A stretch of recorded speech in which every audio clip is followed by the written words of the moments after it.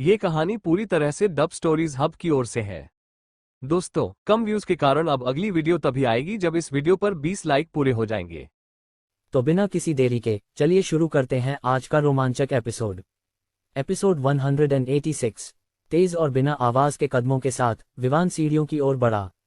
अपने शरीर को नियंत्रित करने की क्षमता के साथ दूसरे व्यक्ति को यह भी नहीं पता चलेगा कि विवान उसके पास कैसे पहुंचा। विवान यहां उनके साथ खेलने के लिए नहीं आया था, और यह जानते हुए कि खून की गंध निश्चित रूप से दूसरों का ध्यान आकर्षित करेगी, विवान ने एक निर्णायक कदम उठाया। अपनी तेज गति के साथ वह उस व्यक्ति के पास पहुंच गया इससे पहले कि वह प्रतिक्रिया कर सके। उस व्यक्ति ने कभी उम्मीद नहीं की थी कि कोई ऊपर से आएगा। आखिरकार उन्होंने सुनिश्चित किया था कि पूरे होटल को साफ कर दिया गया था और सभी को दूसरे मंजिल पर ले जाया गया था। जैसे ही विवान उसके सामने आया, उसने उसे गर्दन से पकड़कर दीवार पर धकेल दिया। साथ ही उसने जल्दी से उस व्यक्ति को निरस्त कर दिया। इसके बाद उसने तेजी से उस व्यक्ति की गर्दन तोड़ दी, उसकी जान ले ली। फिर उसने मृत शरीर को जमीन पर धकेलते हुए पूछा, क्या चौथी मंजिल पर कोई है? 2 लोग हैं, श्रेयंका ने जवाब दिया। विवान पहले ही 2 लोगों से निपट चुका था। कुल मिलाकर अब केवल 12 लोग बचे थे। विवान ने फिर शव को 5वीं मंजिल पर ले जाकर एक निजी कमरे में छिपा दिया। लेकिन ये करने के बाद उसने शव से पिस्तौल और चाकू ले लिया। ये सब करने के बाद वह निचली मंजिल की ओर बढ़ा। श्रेयंका ने उसे यहाँ 2 लोगों के सटीक स्थान और वे क्या कर रहे थे बताया। और जैसा कि उम्मीद थी, वे सतर्क थे। ये व्यवहार विवान को संदेह में डालता था कि वे किसी अन्य राष्ट्र से हैं जो उनके खिलाफ लड़ाई कर रहे हैं, और उन्हें यहाँ एक मिशन में सैनिक होना चाहिए। उन्होंने कहा था कि अधिक बंधकों के साथ वे अधिक मांग कर सकते हैं, लेकिन ये कि वे क्या मांगेंगे, विवान को कोई जानकारी नहीं थी।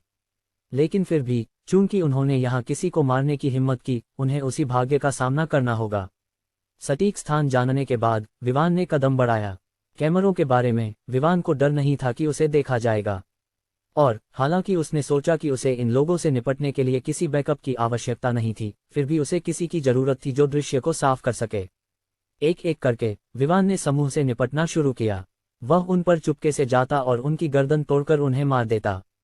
उसने सुनिश्चित किया कि ज्यादा खून न बहे, क्योंकि वह जानता था कि इससे दूसरों का ध्यान आकर्षित होगा। हालांकि होटल में पहले से ही खून की गंध थी, वह दूसरी, पहली और ग्राउंड फ्लोर पर थी। लेकिन ऊपरी मंजिलों पर वहां एक भी शव या खून का कोई निशान नहीं था, क्योंकि वहां केवल वही लोग थे जिन्हें उसने व्यक्तिगत रूप से मारा था। चौथी मंजिल से निपटने के बाद विवान तीसरी मंजिल की ओर बढ़ा। इस मंजिल पर 3 लोग थे। कुल मिलाकर 14 लोग थे, जो इस तरह से वितरित थे कि उनमें से आधे बंधकों के साथ थे। तीसरी मंजिल पर 2 लोग होने थे, लेकिन उनमें से एक उनके पास शामिल हो गया था। अब विवान पहले ही 4 लोगों से निपट चुका था, जिससे केवल 10 लोग बचे थे। वर्तमान में दूसरी मंजिल पर 6, तीसरी मंजिल पर 3 और ग्राउंड फ्लोर पर 1 था। उसकी एकमात्र समस्या दूसरी मंजिल पर 6 लोगों से निपटना होगा। दूसरी मंजिल एक खुली जगह थी जो टेबल से भरी हुई थी, और वर्तमान में वहां बहुत से लोग फंसे हुए थे। इसलिए उसके लिए तेजी से कार्य करना और सुनिश्चित करना कि बंधकों को कोई नुकसान न पहुंचे, उसे गंभीरता से लेना था। वह धीरे धीरे उन तीनों के पास गया जो कुछ चर्चा कर रहे थे।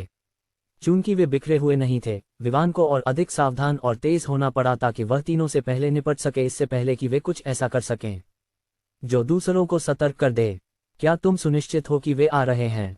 हम पहले से ही 1 घंटे से अधिक समय से इंतजार कर रहे हैं। 3 में से एक व्यक्ति ने कहा। क्या तुम सोचते हो कि अजीमिनियन उच्च अधिकारी हमारे मिशन लक्ष्य के लिए इन बंधकों की जानों का आदान प्रदान करने के लिए तैयार होंगे? मुझे नहीं पता क्यों, लेकिन मुझे काफी असहजता महसूस हो रही है। लेकिन यह एक फुल प्रूफ योजना होनी चाहिए थी।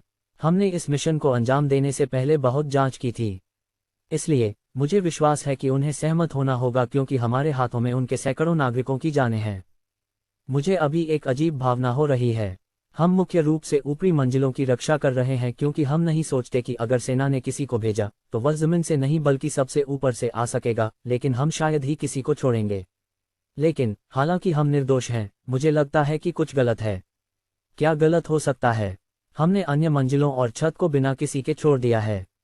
इस तरह वे सोच सकते हैं कि हम लापरवाह हैं, लेकिन जब वे यहाँ चुपके से आएंगे, हम उस व्यक्ति को मार देंगे जो यहाँ आया है, और कुछ बंधकों को भी ये बताने के लिए कि हम गंभीर हैं। विवान दूसरी ओर ध्यान से सुन रहा था। वह ये जानना चाहता था कि वे यहाँ क्या कर रहे हैं। और उसने पता लगाया कि वे बस उसके होटल और अंदर मौजूद लोगों का उपयोग बंधकों के रूप में कर रहे थे। इससे विवान का चेहरा ठंडा हो गया। ऐसा लग रहा था कि उसे अपनी प्रतिष्ठा और उसके अधीन कंपनियों या व्यवसायों की प्रतिष्ठा स्थापित करनी होगी। इस तरह लोग 2 बार सोचेंगे इससे पहले कि वे उसे हमला करने की हिम्मत करें। उसकी आंखों में ठंडी चमक आई जो जल्द ही गायब हो गई। उसने अपने आप को सिर हिलाया। उसने अन्य 4 लोगों को मारने में कोई गलती नहीं की। आखिरकार ये लोग कुछ और लोगों को मारने का इरादा रखते थे। इसका मतलब था कि उसे अपने कदमों को तेज करना होगा, अन्यथा कोई जल्द ही पीड़ित होने वाला था। एलिप्सिस। कुछ सेकंड पहले विवान एक कोने में पहुंच गया था जहां वह स्पष्ट रूप से सुन सकता था कि ये लोग क्या कह रहे हैं। लेकिन जो चीज ने उसे चिंतित किया वह ये थी कि वे एक ऐसी भाषा में बात कर रहे थे जिसे वह समझ नहीं पा रहा था। जैसे ही वह सोच रहा था कि उसे क्या करना चाहिए, एक सिस्टम प्रॉम्प्ट उसके सामने प्रकट हुआ। आपातकालीन मिशन प्रोग्राम सक्रिय किया गया। अग्रिम पुरस्कार, पेशेवर मानव भाषा कौशल। स्थायी रूप से पुरस्कार प्राप्त करने के लिए आपको पूरा करने के लिए सहायक कार्य इस प्रकार है। कार्य, अपनी भाषा की दक्षता दिखाएं और उन लोगों को प्रभावित करें जो खुद को मास्टर मानते हैं। समय सीमा 4 सप्ताह। वह आश्चर्यचकित था कि सिस्टम उसके काम आया। उसने इस अवसर का उपयोग करने के बारे में सोचा था जो उसे सिस्टम द्वारा दिया गया था, लेकिन अंततः उसने सोचा कि इसे इस पर बर्बाद करना उचित नहीं होगा। चूंकि यह समूह अजीमिनियन बोल सकता था, वह उन्हें पहले पीटने के बारे में सोच सकता था और फिर उनसे पूछताछ कर सकता था। और अगर उन्होंने सोचा कि वे बात नहीं कर सकते, तो वह उन्हें श्रेयंका के पास छोड़ देगा ताकि वह उनसे पूछताछ कर सके। उसे एक गुप्त संगठन द्वारा प्रशिक्षित किया गया था और उसके पास कुछ कौशल थे। जब उसने उसके लिए कौशल का चयन किया तो सिस्टम ने उसे ऐसा बैकग्राउंड दिया था। और इस बार उसे जो आश्चर्य हुआ वह ये था कि उसे सिस्टम कार्य को पूरा करने के लिए कोई पैसा कमाने की आवश्यकता नहीं थी। जब तक वह उन लोगों को प्रभावित करता जो विभिन्न भाषाओं में महारत हासिल करने का दावा करते थे, वह कार्य को पूरा कर सकेगा। और उसे ये करने के लिए एक पूरा महीना दिया गया था। ऐसा लग रहा था कि सिस्टम ने देखा कि उसे मिशन पूरा करने में कठिनाई हो सकती है क्योंकि उन लोगों को ढूंढना और उन्हें प्रभावित करना मुश्किल होगा। आखिरकार वह उन लोगों को खोजने के लिए नहीं जाएगा। फिर उन्हें खोजने के बाद वह उनके सामने दिखावा करने लगेगा ताकि वे प्रभावित हो सकें। वह निश्चित था कि उसे जो परिणाम मिलेगा वह निश्चित रूप से उनके प्रति नफरत होगी, न कि उनके अच्छे प्रभाव से। वे गर्वित लोग थे। जब कोई व्यक्ति उनके सामने दिखावा करने जाता है तो क्या होगा? दूसरे शब्दों में, उसे एक अच्छा तरीका खोजना होगा जिसका उपयोग करके वह उन्हें प्रभावित कर सके। सबसे अच्छा ये होगा कि अगर वे उस व्यक्ति की जरूरत महसूस करें जो विभिन्न मानव भाषाएं बोल सकता हो। बिना किसी हिचकिचाहट के विवान ने कार्य स्वीकार कर लिया। तुरंत बाद विवान ने महसूस किया कि उसके मन में एक बड़ी मात्रा में जानकारी प्रकट हुई है। और जैसे ही उसने समूह को बोलते सुना, उसने अंततः समझा कि वे क्या कह रहे हैं। ऐसा लगा जैसे वे जो कुछ भी कह रहे थे, उनका लहजा, उनकी भाषा और इसी तरह की बातें उसके लिए स्वाभाविक थीं। विवान ने इस समय उन लोगों की बातों पर ध्यान केंद्रित करने का निर्णय लिया। लेकिन जैसे जैसे वह आगे सुनता गया, वह आश्चर्यचकित रह गया। हालांकि ये लोग निश्चित थे कि यहाँ कोई नहीं होगा और वे अपनी भाषा में बात कर रहे थे, फिर भी उन्होंने यहाँ आने का कारण नहीं बताया। एलिप्सिस। वर्तमान में वापस। विवान ने थोड़ी देर और इंतजार किया लेकिन उसे कुछ भी नहीं मिला जो उसे ये जानने में मदद करे कि वे क्या कह रहे हैं। इसलिए उसने कार्रवाई करने का निर्णय लिया। चूंकि वे थोड़े लापरवाह थे, विवान ने सोचा कि उसे अब कुछ करना होगा। उसके पास ज्यादा समय नहीं था, इसलिए उसे अब उन पर निपटना होगा जब उनकी चौकसी सबसे ऊंची नहीं थी। चूंकि वे थोड़े लापरवाह थे, विवान ने सोचा कि उसे अब कुछ करना होगा। उसके पास इतना समय नहीं था, इसलिए उसे अब उन पर निपटना था जब उनकी चौकसी सबसे ऊंची नहीं थी। गहरी सांस लेते हुए विवान ने अपने साथ लाए गए 2 चाकू निकाले। अगले पल वह अपनी छिपने की जगह से बाहर निकला और 3 लोगों के समूह की ओर दौड़ पड़ा। उसकी गति इतनी तेज थी कि तीनों प्रतिक्रिया नहीं कर पाए। जब वह उनसे 2 मीटर से कम दूरी पर था, विवान ने 2 चाकू उन दोनों की ओर फेंके। चाकू इतनी ताकत से फेंके गए कि हवा के कटने की आवाज एक पल के लिए सुनाई दी। फिर दोनों चाकू गहरे से उनके सिर में धंस गए। ये लोग अविश्वास में अपनी आंखें चौड़ी किए हुए थे जब उनकी चेतना अंधेरे में चली गई। जहां तक आखिरी व्यक्ति का सवाल है, उससे पहले कि वह कुछ कर सके, विवान पहले ही उसके सामने पहुंच चुका था और उसके सीने पर जोर से मुक्का मारा। विस्फोटक बल ने उसकी कुछ हड्डियां तोड़ दी और वह दूर फेंका गया। उस व्यक्ति की उंगलियां कमजोर हो गईं और वह अपने हाथ में पकड़ी हुई चीज गिरा दिया। विवान ने उस पर रुक नहीं किया क्योंकि उसे पता था कि उस व्यक्ति के पास एक पिस्तौल है। इसलिए जैसे ही वह व्यक्ति जमीन पर गिरा, विवान पहले ही उसके ऊपर पहुंच चुका था। उसने सीधे उस व्यक्ति की गर्दन पर गिरते हुए उसे पूरी तरह से कुचल दिया, उसकी जान ले ली। काम खत्म करने के बाद विवान ने जल्दी से तीनों लोगों से चाकू ले लिया और सीढ़ियों के पास एक स्थिति में खड़ा हो गया। उसे पता था कि इस हलचल को दूसरी मंजिल पर मौजूद लोगों ने सुना होगा, इसलिए हालांकि उसने सुनिश्चित किया था कि तीनों ने बंदूक का इस्तेमाल नहीं किया, लेकिन उसे अच्छी तरह से पता था कि कुछ लोग यह देखने के लिए आएंगे कि क्या हो रहा है। उसकी आशंका सही साबित हुई। उसके पास जो वॉकी टॉकी था वह बज उठा और एक आवाज आई, एजेंट 10, एजेंट 10, तीसरी मंजिल पर क्या हो रहा है? ओवर। विवान ने 3 बार पूछने के बाद भी जवाब नहीं दिया। एजेंट 12, क्या आप सुन रहे हैं? ओवर। दूसरे व्यक्ति ने फिर से पूछा। टीम, ऊपरी मंजिल पर सभी के साथ कुछ हुआ है, जल्दी करो और कार्रवाई करो। सुनिश्चित करो कि बंधकों का ध्यान रखा जाए। 2 और 7, सुनिश्चित करो कि निचली मंजिलें सुरक्षित रहें। 4 और 6, सुनिश्चित करो कि बंधकों का ध्यान रखा जाए। बाकी, आगे बढ़ो, उस व्यक्ति ने आदेश दिए। विवान ने जो वॉकी टॉकी अपने पास रखा था उसके माध्यम से ये सभी बातें सुनी। बेशक दिए गए आदेश एजीमिनियन भाषा में नहीं थे, लेकिन मानव भाषा में उसकी महारत के कारण वह उन्हें ठीक से समझ सका। ये जानकर कि वे किसी भी पल यहाँ होंगे, विवान ने अंधेरे में होने के लाभ का उपयोग करने का निर्णय लिया। चूंकि वे तीसरी मंजिल पर आ रहे थे, उसे ये सुनिश्चित करने का एक तरीका खोजना था कि दूसरी मंजिल पर मौजूद लोग निपट जाएं। वे ही बंधकों के लिए सबसे बड़ा खतरा थे जो दूसरी मंजिल पर मौजूद थे। इस विचार के साथ उसने श्रेयंका के निर्देशों का पालन किया। पहले उसने उन तीनों के शवों को छिपा दिया जिन्हें उसने मारा था, और हालांकि आने वाले लोग फर्श पर खून देख सकेंगे, ये कम से कम उसे समय खरीदने में मदद करेगा जब वे अपराधी की तलाश कर रहे होंगे। जैसे ही 3 लोग ऊपर आ रहे थे, विवान ने अपना मन बदल लिया। चूंकि केवल 3 लोग थे, जब तक उसने सुनिश्चित किया कि वे गोली नहीं चलाते, वह ये सुनिश्चित कर सकता था कि निचली मंजिलों पर लोग प्रतिक्रिया न करें और बंधकों को न मारें। जैसे ही वे प्रकट हुए, ये तीनों चारों ओर सतर्कता से देखने लगे। हालांकि वे सतर्क थे, चूंकि उन्होंने अभी तक बंदूकें चलने की आवाज नहीं सुनी थी, वे गोली चलाने के लिए तैयार नहीं थे। कुछ समय बाद वे अपने साथियों को नहीं देख सके। अगर उन्होंने बस गोली चला दी तो वे अपने साथियों को मार सकते थे, बजाय उस दुश्मन के जिसे वे नहीं देख पा रहे थे। वे फर्श पर थोड़ी गहराई में गए थे जब उन्होंने फर्श पर खून के निशान देखे, और कुछ खून उस समय गिरा था जब विवान शवों को खींच रहा था। इसलिए खून का एक स्पष्ट निशान बना था जिसे वे लोग फॉलो कर रहे थे। वे अब उच्च सतर्कता पर थे क्योंकि खून स्पष्ट संकेत था कि यहाँ कुछ गलत था। उन्होंने केवल निचली मंजिलों पर हत्या करने का ध्यान रखा था। ऊपरी मंजिलों के लिए उन्होंने सुनिश्चित किया कि वे साफ रहें। यह उनकी रणनीति थी कि कोई भी जो इमारत में चुपके से प्रवेश करने की कोशिश करे, उसे निपटाया जाए। वे एक कोने के सामने पहुंचे। जब उन्होंने झांका तो वहां कोई नहीं था। यहाँ साफ है, उनमें से एक ने कहा। जैसे ही वे आगे बढ़े, विवान ऊपर से गिर पड़ा। वह वहां मौजूद झूमर का उपयोग करके छत पर लटका हुआ था। जमीन पर पहुंचते ही विवान तुरंत उनके पीछे चला गया। इससे पहले कि वे इस पर प्रतिक्रिया कर पाते, विवान ने अपने हाथ में चाकू का उपयोग करते हुए सीधे एक के गर्दन के पिछले हिस्से में घुसा दिया। इसके बाद उसने दूसरे के सिर पर एक किक मारी और आखिरी का गला तोड़ दिया। फिर वह उस व्यक्ति की ओर दौड़ा जिसे उसने किक से बेहोश किया था और उसे खत्म कर दिया। उसने गहरी सांस ली। अब केवल 4 लोग बचे थे। उसे उन्हें खत्म करना था ताकि वह बंधकों को यहां से निकाल सके और सफाई शुरू हो सके।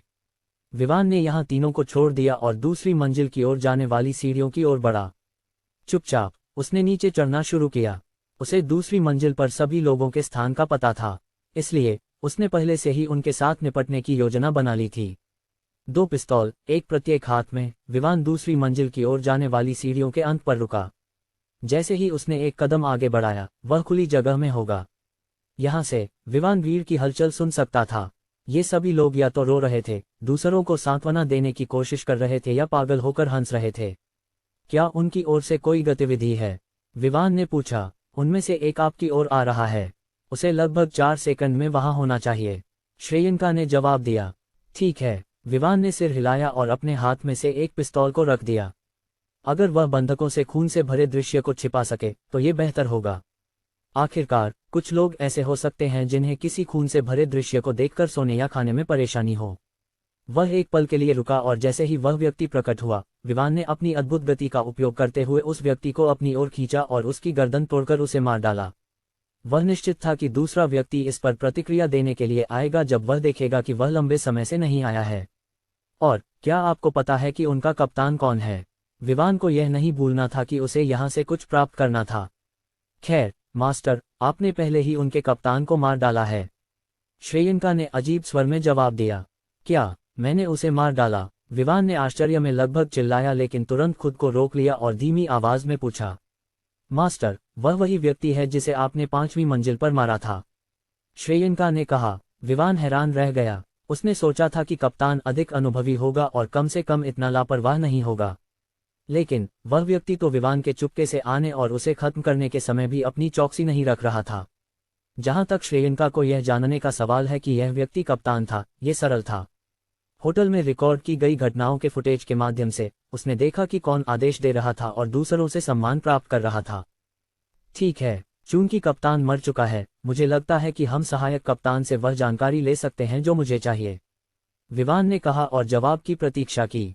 वह उन तीनों में से एक है जिन्हें आपने अभी 3री मंजिल पर मारा था, इससे पहले कि आप नीचे आए, श्रेयंका ने जवाब दिया। विवान, वह अब एक तरह के भाग्य में था जहां उसने वास्तव में उन लोगों को मार डाला था जो सबसे महत्वपूर्ण जानकारी जानते थे।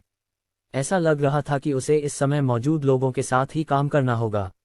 इस बारे में सोचते हुए विवान ने कार्रवाई करने के लिए तैयार हो गया। एजेंट 6, तुम वहां इतना समय क्यों बिता रहे हो? ओवर, विवान ने वॉकी टॉकी से आवाज सुनी। भाग्यवश उसने वॉल्यूम कम कर दिया था, अन्यथा दूसरी मंजिल पर मौजूद लोग उसे सुन सकते थे। वह चुप रहा और जवाब नहीं दिया। कप्तान, क्या आप सुन रहे हैं? ओवर, दूसरे व्यक्ति ने फिर से पूछा। उप कप्तान, क्या आप वहां हैं? ओवर, टीम, यहाँ क्या हो रहा है? ओवर, एजेंट 2 और 7 ऊपरी मंजिलों पर एक स्थिति है, आपको तुरंत यहाँ आना है और देखना है कि क्या हो रहा है। उस व्यक्ति ने ऊपरी मंजिलों पर गए सभी लोगों से कोई प्रतिक्रिया न मिलने पर घबराते हुए कहा। उसने निचली मंजिलों पर भेजे गए लोगों से प्रतिक्रिया का इंतजार किया, लेकिन जो जवाब उसे मिला उसने उसे चिंतित कर दिया। एजेंट 2 और 7 निचली मंजिलों पर गए लोगों से कोई प्रतिक्रिया नहीं आई। इससे वह व्यक्ति परेशान हो गया। उसने गहरी भरिकुटी की और टीम के अन्य सदस्यों से संपर्क करने की कोशिश की, लेकिन उसने जो कुछ भी किया उसे किसी से भी कोई प्रतिक्रिया नहीं मिली। उसने बंधकों की भीड़ की ओर देखा जो पूरी मंजिल को भर रही थी। उसने अपनी बंदूक उठाई और उन पर निशाना साधा। वह जानना चाहता था कि क्या हो रहा है, लेकिन इस समय वह कोई कदम नहीं उठा सकता था क्योंकि उसे पता था कि अगर वह वहां से चला गया तो बंधकों के साथ कोई समस्या हो सकती है। जहां तक बंधकों का सवाल है, वे देख सकते थे कि वह व्यक्ति थोड़ा उदासीन था। हे, क्या तुम्हें लगता है कि हम उस आदमी को मार सकते हैं? एक युवा व्यक्ति ने अपने दोस्त से फुसफुसाया जो उसके बगल में जमीन पर लेटा हुआ था। वह व्यक्ति लाल शर्ट पहने हुए था। क्या तुम पागल हो? उस व्यक्ति ने कहा। उसके पास बंदूक है, बेवकूफ। और तुम्हें पता होना चाहिए कि अगर हम विद्रोह करने की हिम्मत करते हैं तो हम भी दूसरों की तरह मर जाएंगे। जिस व्यक्ति से पूछा गया था उसका चेहरा डर से पीला पड़ गया। आखिरकार उन्होंने देखा था कि ये लोग लगातार 15 लोगों को मार रहे थे, और जो लोग मारे गए थे वे सभी वे थे जिन्होंने भागने की कोशिश की या प्रतिरोध करने की कोशिश की। उनका अंत उतनी ही तेजी से आया जितनी तेजी से उन्होंने प्रतिरोध करने की कोशिश की। उनका अंत एक गोली थी जो उनके शरीर में लगी और उनकी जान ले ली। तुम्हें क्या पता? युवा व्यक्ति ने उपहास किया। क्या तुम नहीं देख सकते कि कुछ गलत है? तुम देख सकते हो कि अन्य लोग ऊपरी मंजिलों पर गए हैं, लेकिन उनमें से कोई भी वापस नहीं आया। जैसे ही उसने कहा, उस व्यक्ति ने उस आदमी की ओर इशारा किया जो अपने साथियों से संपर्क करने की कोशिश कर रहा था। उसने फिर कहा, देखो वह कैसा है। हालांकि मैं उसका चेहरा नहीं देख सकता, लेकिन मैं बता सकता हूं कि वह चिंतित हो रहा है। चूंकि वह दूसरों से संपर्क नहीं कर पा रहा है, ये देखा जा सकता है कि वह यहाँ हमारे लिए एकमात्र खतरा हो सकता है, और जब तक हम उससे निपट नहीं लेते शायद हमें यहाँ से जीवित निकलने का एक मौका मिल सकता है। अगर हम यहाँ ऐसे ही बैठे रहे तो यह आदमी हमें मार सकता है ताकि वह यहाँ आए लोगों को धमका सके, अगर कोई है। युवा व्यक्ति की बात सुनकर लाल शर्ट पहने व्यक्ति ने सोचा कि वह सही कह रहा है। आखिरकार जिस तरह से काले कपड़े पहने व्यक्ति और उसके साथियों ने दूसरों को मारा, उन्होंने ये नहीं दिखाया कि वे मजाक कर रहे हैं। ठीक है, तो चलो एक मौके का इंतजार करते हैं और उसे निपटाते हैं। लाल शर्ट पहने व्यक्ति ने लंबे समय तक सोचने के बाद सिर हिलाया, और इस तरह वे इंतजार करने लगे। वे देख सकते थे कि समय बीतने के साथ वह व्यक्ति और अधिक परेशान हो रहा था। फिर जैसे ही वह व्यक्ति उनसे कुछ दूरी पर था और उनकी ओर नहीं देख रहा था, उन्होंने एक दूसरे को इशारा किया। फिर दोनों ने आगे बढ़ने का प्रयास किया। वे उस व्यक्ति पर काबू पाना चाहते थे और फिर उसकी बंदूक छीन लेना चाहते थे। उन्हें विश्वास था कि अगर वे पहले हमला करते हैं तो यहाँ मौजूद अन्य लोग भी कार्रवाई करेंगे और उनके साथ मिलकर उस व्यक्ति को निपटाएंगे। लेकिन ऐसा लग रहा था कि इन दोनों ने अपने प्रतिद्वंद्वी को अधिक आंका या कम आंका, क्योंकि जैसे ही उन्होंने अपनी चाल चली, वह व्यक्ति जो उन पर ज्यादा ध्यान नहीं दे रहा था ने भी एक कदम उठाया। सड़क से हट जाओ बेवकूफ, मैं तुम्हें मार डालूंगा, दोनों ने चिल्लाते हुए आगे बढ़े। उसने मुड़कर एक किक मारी जिससे युवा व्यक्ति पीछे की ओर फेंका गया। जहां तक लाल शर्ट पहने व्यक्ति का सवाल है, उसे एक अपर कट मिला जिससे वह अपनी जीभ काट बैठा। वे अकेले नहीं थे जो चौंक गए। आखिरकार अन्य बंधकों ने भी कभी नहीं सोचा था कि ऐसी स्थिति में कोई व्यक्ति हमला करने की हिम्मत करेगा। जहां तक उन दोनों का सवाल है, उन्होंने कभी नहीं सोचा था कि जिस व्यक्ति को वे समझते थे कि वह ध्यान नहीं दे रहा है, वह आसानी से उनसे निपट सकता है। वह न केवल तेज था बल्कि अविश्वसनीय रूप से मजबूत भी था। जिस गति से वे एक साथ आगे बढ़े और आश्चर्य के तत्व के साथ, उन्होंने सोचा कि वे उस व्यक्ति को चौंका देंगे। लेकिन उन्होंने कभी नहीं सोचा था कि वह व्यक्ति इतना असाधारण होगा और ऐसी स्थिति में भी प्रतिक्रिया देगा। तुम दोनों बेवकूफों, तुम विद्रोह करने की हिम्मत कैसे कर सकते हो? ऐसा लगता है कि तुम अपनी जान की परवाह नहीं करते।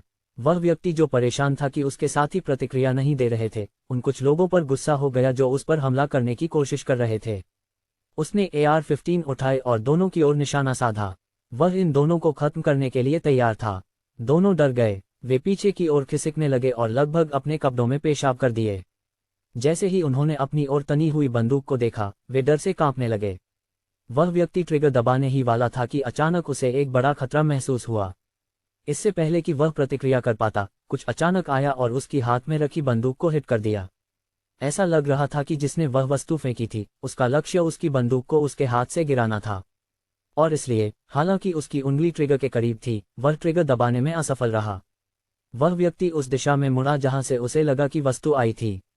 वह अभी चिल्लाने और पूछने ही वाला था कि यह हमला करने वाला कौन था, जब अचानक उसे अपने पीछे से कुछ हलचल महसूस हुई। जैसे ही उसने मुड़ा, उसे चेहरे पर एक मुक्का लगा। वह स्टन्ड हो गया और पीछे की ओर लड़खड़ाने लगा। फिर उसके पीछे से उसे किसी ने लात मारी। वह जमीन पर गिर गया, बेहोश हो गया क्योंकि वह उन दो हमलों को सहन नहीं कर सका। दूसरी मंजिल पर मौजूद भीड़ विश्वास नहीं कर पा रही थी कि क्या हुआ है। जहां तक उन दोनों का सवाल है जिनकी जानें लगभग समाप्त हो गई थी, उन्होंने राहत की सांस ली, लेकिन उनकी आंखें खुली रह गई क्योंकि वे भी नहीं जानते थे कि यहाँ क्या हुआ था। विवान ने श्रेयंका की ओर देखा जो उसके सामने थी और उसे थम्स अप दिया। अच्छा काम किया। उसे पता था कि उसने निचली मंजिलों पर मौजूद लोगों का ध्यान रखा है, जिससे उसे समय और प्रयास बचाने में मदद मिली। उसने उस व्यक्ति से निपटने के बाद दूसरे की ओर देखा। वह योजना बना रहा था कि जब भी मौका मिले, वह उस पर हमला करेगा। उसे कभी उम्मीद नहीं थी कि वहां दो ऐसे युवा होंगे जो इतने गर्म खून वाले होंगे कि वे सोचेंगे कि वे उस ध्यान भंग करने वाले व्यक्ति से निपट सकते हैं। हालांकि वे कोई सैन्य वर्दी नहीं पहन रहे थे, विवान बता सकता था कि ये लोग प्रशिक्षित थे। अगर वे अपने साथी सैनिकों का सामना करते तो वे अपनी क्षमताएं दिखा सकते थे। लेकिन विवान के सामने वे एक के बाद एक निपटने के अलावा कुछ नहीं कर सकते थे। जब उसने उन दोनों के कार्यों को देखा तो वह खुद को एक थप्पड़ देने से नहीं रोक सका। ये दोनों कितने बेवकूफ थे। वे एक प्रशिक्षित व्यक्ति पर चुपके से हमला करने की कोशिश कर रहे थे, और उनकी चुपके से आने की कोशिश को चुपके से नहीं कहा जा सकता था। वे तेज कदमों से आगे बढ़ रहे थे, और वे वास्तव में हमला करते समय चिल्ला रहे थे। ऐसे में कौन चुपके से हमला करता है? विवान ने इंतजार किया और उसकी उम्मीदों के अनुसार काले कपड़े पहने व्यक्ति ने समय पर प्रतिक्रिया दी और दोनों को लात और मुक्का मारा। और हालांकि दोनों ने हमला करने की कोशिश करके मौत को आमंत्रित किया, विवान उन्हें मरने नहीं दे सकता था। वे एक रास्ता खोजने की कोशिश कर रहे थे, लेकिन वे बेवकूफ थे। इसके अलावा वे उसके होटल में थे, इसलिए वे उसकी जिम्मेदारी थे। इसलिए उसने उस चाकू को निकाला जो उसने आखिरी व्यक्ति से लिया था जिसे उसने मारा था। फिर उसने बड़ी सटीकता के साथ उसे फेंका, जिसका निशाना उन युवाओं की ओर तनी हुई बंदूक थी। भाग्यवश विवान ने ठीक उस समय चाकू फेंका जब वह व्यक्ति ट्रिगर दबाने वाला था, और जब उसने चाकू फेंका तो उसके हाथों से आई ताकत के कारण चाकू ने उस व्यक्ति के हाथ से बंदूक को गिरा दिया। इसके अलावा उस व्यक्ति ने कभी नहीं सोचा था कि कोई उसकी बंदूक को निशाना बना सकता है। फिर विवान दीवार के पीछे से निकला और उसकी ओर बढ़ा, लेकिन उसे आश्चर्य हुआ कि इस समय श्रेयंका भी आई। उसने उस व्यक्ति को मुक्का मारा, जिससे वह विवान की ओर फेंका गया। विवान ने बारी बारी से उसे लात मारी और उसे बेहोश कर दिया। क्या तुमने ग्राउंड फ्लोर पर मौजूद लोगों से निपट लिया? विवान ने पूछा। हाँ, मैंने उन्हें पहले ही बेहोश कर दिया है। कलाइन और अन्य लोग किसी भी पल यहाँ पहुँचने वाले हैं। श्रेयंका ने सिर हिलाते हुए जवाब दिया। यह अच्छा है। विवान ने राहत की सांस ली। तीनों के जीवित रहने से शायद वह जान सकेगा कि उन्होंने उसके होटल को क्यों निशाना बनाया। और अगर यह उसके प्रतिस्पर्धियों का काम था तो वे गहरे संकट में होंगे, क्योंकि वह सुनिश्चित करेगा कि वे उसे अपमानित करने की कीमत चुकाएंगे। हे, अभी क्या हुआ? मुझे लगता है कि वह व्यक्ति बस गोली चलाने वाला था और उसे जल्दी से पीटा गया। क्या हम अब बच गए हैं? शायद। मैं यहाँ फिर कभी नहीं आऊँगा। यह मेरे लिए एक बुरे सपने जैसा था। मुझे अपनी पत्नी के पास वापस जाना है, नहीं तो मैं बिना बच्चों के मर जाऊंगा। विवान एक पल के लिए चुप रह गया, लेकिन उसने उनकी स्थिति को समझा। आखिरकार वे एक ऐसी स्थिति में थे जहां वे अगले पल अपनी जान खो सकते थे। इसलिए उनके लिए अपने डर को छोड़ने की अनुमति देने के लिए वे उस समय जो कुछ भी उनके मन में था कह सकते थे। श्रेयंका, यहाँ की स्थिति संभालो। मैं सब कुछ खत्म होने के बाद शीर्ष प्रबंधन से मिलना चाहूंगा। विवान ने कहा। हाँ बॉस। श्रेयंका ने सिर हिलाया। श्रेयंका, यहाँ की स्थिति संभालो। मैं सब कुछ खत्म होने के बाद शीर्ष प्रबंधन से मिलना चाहूंगा। विवान ने कहा। हाँ बॉस। श्रेयंका ने सिर हिलाया। सब कुछ श्रेयंका पर छोड़ने के बाद विवान ने होटल के चारों ओर कुछ चक्कर लगाने का निर्णय लिया ताकि यह सुनिश्चित कर सके कि कुछ भी गड़बड़ नहीं है। उसने उन शवों को नहीं छुआ जिन्हें उसने छिपा दिया था, क्योंकि ये कलाइन और अन्य लोगों का काम था। लगभग 5 मिनट बाद जब विवान होटल की संरचना को देखने के लिए बाहर निकला, कलाइन और उसकी टीम वहां पहुंच गई। लेकिन वे अकेले नहीं थे। उनके पहले वहां कई अन्य लोग भी पहुंच चुके थे। ये मुख्य रूप से सेना के लोग थे जो अभी हाल ही में वहां पहुंचे थे। और कहने की जरूरत नहीं है, वे उस दृश्य को देखकर चकित रह गए जहां लोग एक एक करके होटल से बाहर निकल रहे थे। उन्हें पहले ही सूचना मिल चुकी थी कि यहाँ एक हमला हुआ है। खुफिया रिपोर्ट के अनुसार होटल में मौजूद सभी लोग बंधक बनाए गए थे। जब वे यहाँ आ रहे थे वे अपराधियों के साथ एक तीव्र बातचीत की उम्मीद कर रहे थे, लेकिन अब जो वे देख रहे थे वह उनकी अपेक्षाओं से पूरी तरह अलग था। क्या ये हो सकता है कि इन लोगों ने उन्हें छोड़ने का फैसला किया है? एक सहायक कप्तान ने पूछा। मुझे नहीं लगता कि वे ऐसा आसानी से करेंगे। उनकी मांगों से ये स्पष्ट है कि वे जो कह रहे थे उसके प्रति गंभीर थे, इसलिए बिना किसी अच्छे कारण के वे बस हार नहीं मानेंगे। कप्तान ने जवाब में सिर हिलाया। यहाँ से किसी एक व्यक्ति को ले आओ और उनसे पूछो कि अंदर क्या हुआ। कुछ समय सोचने के बाद कप्तान ने अपने एक उप कप्तान की ओर देखा और निर्देश दिया। हाँ कप्तान। उप कप्तान ने तुरंत प्रतिक्रिया दी और अपने अधीनस्थ एक सैनिक को आदेश दिया कि वह उस व्यक्ति से पूछे जो भवन से बाहर निकल रहा था। लगभग 2 मिनट बाद कई सवालों के बाद सैनिक ने उप कप्तान को जवाब दिया, जिसने फिर कप्तान को रिपोर्ट दी। कप्तान, यहाँ की स्थिति अजीब लग रही है। बंधकों के अनुसार उन्हें सभी को दूसरी मंजिल पर इकट्ठा किया गया था कुछ लोगों के मारे जाने के बाद। फिर लगभग 1 घंटे बाद कुछ लोग जो उन्हें दूसरी मंजिल पर रहने के लिए कह रहे थे ऊपरी मंजिलों की ओर बढ़ने लगे, लेकिन जो भी ऊपर गया वह फिर कभी नीचे नहीं आया। अंत में केवल एक ही व्यक्ति था जो उनके साथ दूसरी मंजिल पर रह गया। 2 युवा पुरुषों ने उस पर चुपके से हमला करने की कोशिश की, लेकिन वे बुरी तरह असफल रहे। अंत में वे लगभग मारे गए होते अगर समय पर 2 लोगों की मदद नहीं आई होती। उनके अनुसार इन दोनों ने बस उस व्यक्ति को पीटा जब तक कि वह बेहोश नहीं हो गया। उनमें से एक पुरुष था और दूसरा महिला। कप्तान ने अपने उप कप्तान की बात सुनकर भरीकुटी तानी। उसने सोचा कि क्या ये सच है। आखिरकार इस बार जो टीम हमले पर गई थी वह उनके दुश्मन राष्ट्र के 14 अच्छी तरह से प्रशिक्षित सैनिकों की थी और वे अच्छी तरह से सुसज्जित थे। इसके अलावा उन्होंने राजधानी अजिमा में घुसपैठ करने की तैयारी की थी, अन्यथा वे यहाँ आकर जीवित निकलने की उम्मीद नहीं करते। वर्तमान में जो सैनिक उसने अपने साथ लाए थे उन्होंने होटल को चारों ओर से घेर लिया था। उन्होंने सुनिश्चित किया था कि 14 लोग भागने के लिए कोई रास्ता न छोड़ें, लेकिन ऐसा लग रहा था कि इसका कोई उपयोग नहीं था क्योंकि 14 पहले ही निपटाए जा चुके थे। क्या आपने जो जानकारी प्राप्त की है उसकी पुष्टि की है? कप्तान ने संदेह से पूछा। हाँ कप्तान, यहाँ पहले से ही होटल में प्रवेश कर चुके कुछ सैनिकों ने भी बंधकों से पूछने के बाद वही रिपोर्ट दी है। उप कप्तान ने जवाब दिया। चलो अंदर चलते हैं और देखते हैं कि वहाँ क्या हुआ। कुछ सोचने के बाद कप्तान ने निर्देश दिया। हाँ कप्तान, उप कप्तान ने जवाब दिया। लेकिन जैसे ही वे आगे बढ़ने वाले थे उन्होंने देखा कि एक हेलीकॉप्टर होटल की छत पर उतर रहा है। यह उन्हें आश्चर्यचकित कर गया क्योंकि हेलीकॉप्टर का प्रकार ही इसके पीछे की कहानी बयां कर रहा था। यहाँ एक मिमी 26M हेलीकॉप्टर क्या कर रहा है? कप्तान ने आश्चर्य से पूछा। तुरंत सभी सैनिकों को स्थिति में रहने के लिए कहो। सुनिश्चित करो कि ये हेलीकॉप्टर उड़ न जाए अगर यह यहाँ उन लोगों को उठाने के लिए आया है। कुछ सोचने के बाद कप्तान ने तुरंत आदेश दिया। उपकप्तान और सैनिक तुरंत कार्रवाई करने लगे। जैसे ही वे वहां पहुंचे, उन्होंने होटल के चारों ओर की परिधि को सुरक्षित कर लिया था।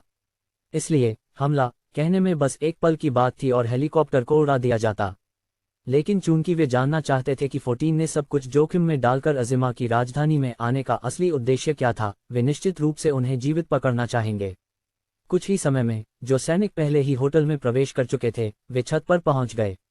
और जब कप्तान वहां पहुंचा तो वह ये देखकर आश्चर्यचकित रह गया कि हेलीकॉप्टर का उपयोग कौन कर रहा था। 14 के बजाय वास्तव में यहाँ 26 लोगों का एक समूह था। उनमें से हर एक काले वर्दी में था। देखने में हालांकि इसका एक सैन्य स्वरूप था, फिर भी ये सुरक्षा कंपनी से था। यह इस तथ्य से स्पष्ट था कि वहां GVSL का बैच था और अज़िमा के सदस्यों के रूप में सैनिकों ने निश्चित रूप से सुरक्षा कंपनी के बारे में सुना था। लेकिन कप्तान और उपकप्तान का ध्यान इस बात पर नहीं था कि ये लोग सुरक्षा कंपनी से थे, बल्कि इस बात पर था कि 26 में से वे 6 को पहचानते थे। जैसे ही लिविंगस्टोन और अन्य ने कप्तान और उपकप्तान को देखा, वे यहाँ उनकी उपस्थिति से बहुत आश्चर्यचकित हुए। लेकिन फिर भी उन्होंने प्रतिक्रिया दी और सलामी दी। कप्तान वालनारो, हालांकि वे अब सैनिक नहीं थे, वे अपने सैनिक होने की जड़ों को नहीं भूल सकते थे। इसलिए उन्होंने उनके सामने खड़े कप्तान के प्रति बहुत सम्मान रखा। वह एक ऐसा व्यक्ति था जो उनके घावों के बाद उनकी देखभाल करने का रास्ता खोज रहा था। हालांकि ये कठिन था और अंत में वे अभी भी अपंग थे। वे जानते थे कि जब उन्हें जरूरत थी तब कप्तान ने जो देखभाल की थी उसकी सराहना कैसे करनी है। तुम ठीक क्यों लग रहे हो? क्या तुम घायल नहीं थे? सलाम का जवाब देने के बाद कप्तान ने उलझन में पूछा। लिविंगस्टोन ने हंसते हुए जवाब दिया, खैर ऐसा ही होना चाहिए था। लेकिन हम भाग्यशाली थे कि हमें कोई मिला जिसने हमारी मदद की। न केवल हम अपनी चरम स्थिति में लौट आए हैं, बल्कि हम अपने पिछले स्वयं से भी आगे बढ़ गए हैं।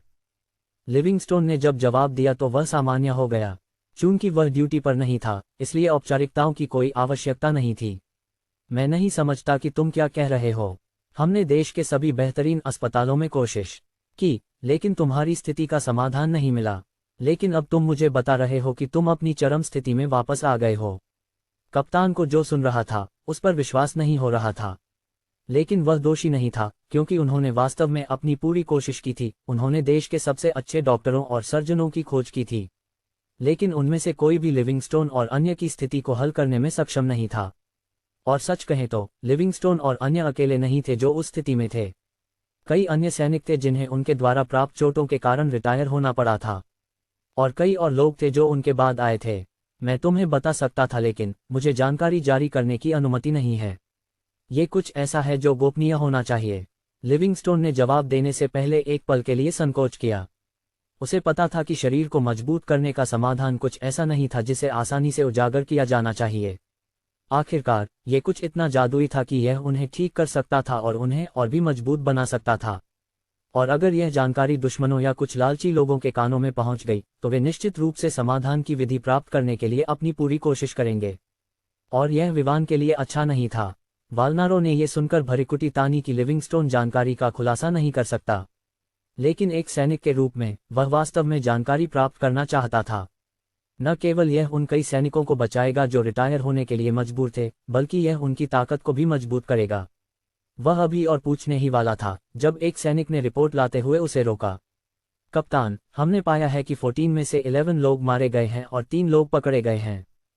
सैनिक ने रिपोर्ट दी। क्या? न केवल कप्तान बल्कि लिविंगस्टोन और अन्य भी आश्चर्यचकित थे। जब वे पहुंचे तो उन्होंने देखा कि क्षेत्र को कई सैनिकों ने घेर रखा था। इसलिए उन्होंने सोचा था कि सैनिक ही यहाँ की स्थिति से निपट रहे थे, लेकिन ऐसा लग रहा था कि उन्होंने भी पाया कि स्थिति पहले ही संभाल ली गई थी। यह उन्हें उलझन में डाल रहा था क्योंकि वे नहीं जानते थे कि ये किसने किया। लिविंगस्टोन, क्या तुम्हें पता है कि हमलावरों का क्या किया?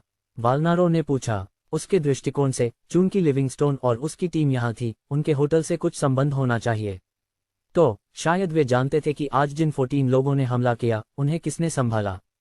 लिविंगस्टोन, क्या तुम्हें पता है कि हमलावरों का क्या किया? वालनारो ने पूछा। उसके दृष्टिकोण से, चूंकि लिविंगस्टोन और उसकी टीम यहाँ थी, उनके होटल से कुछ संबंध होना चाहिए। तो शायद वे जानते थे कि आज जिन 14 लोगों ने हमला किया उन्हें किसने संभाला। लिविंगस्टोन और अन्य इस बात को सुनकर चकित रह गए।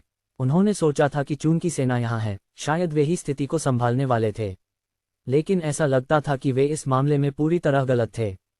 अब वे यह जानने के लिए उत्सुक थे कि हमलावरों का क्या किया। ये स्पष्ट था कि वह व्यक्ति साधारण नहीं था, लेकिन चाहे वे कितनी भी कोशिश करें, उन्हें ऐसा कोई व्यक्ति नहीं मिला जिसे वे जानते हों। उनके चेहरों पर भ्रम देखकर वाल्नारो समझ गया कि उनके पास यहाँ क्या हुआ इस बारे में कोई जानकारी नहीं है। लेकिन वे इस घटना के बारे में जानकारी न होने के बावजूद यहाँ कैसे आए? वाल्नारो ने तय किया कि वह शायद उन्हें एक संकेत दे सकता है और देख सकता है कि क्या वे इस बारे में कुछ समझ पाते हैं। हमें जो जानकारी मिली है उसके अनुसार स्थिति को संभालने वाले दो लोग थे, एक युवा पुरुष और एक युवा महिला।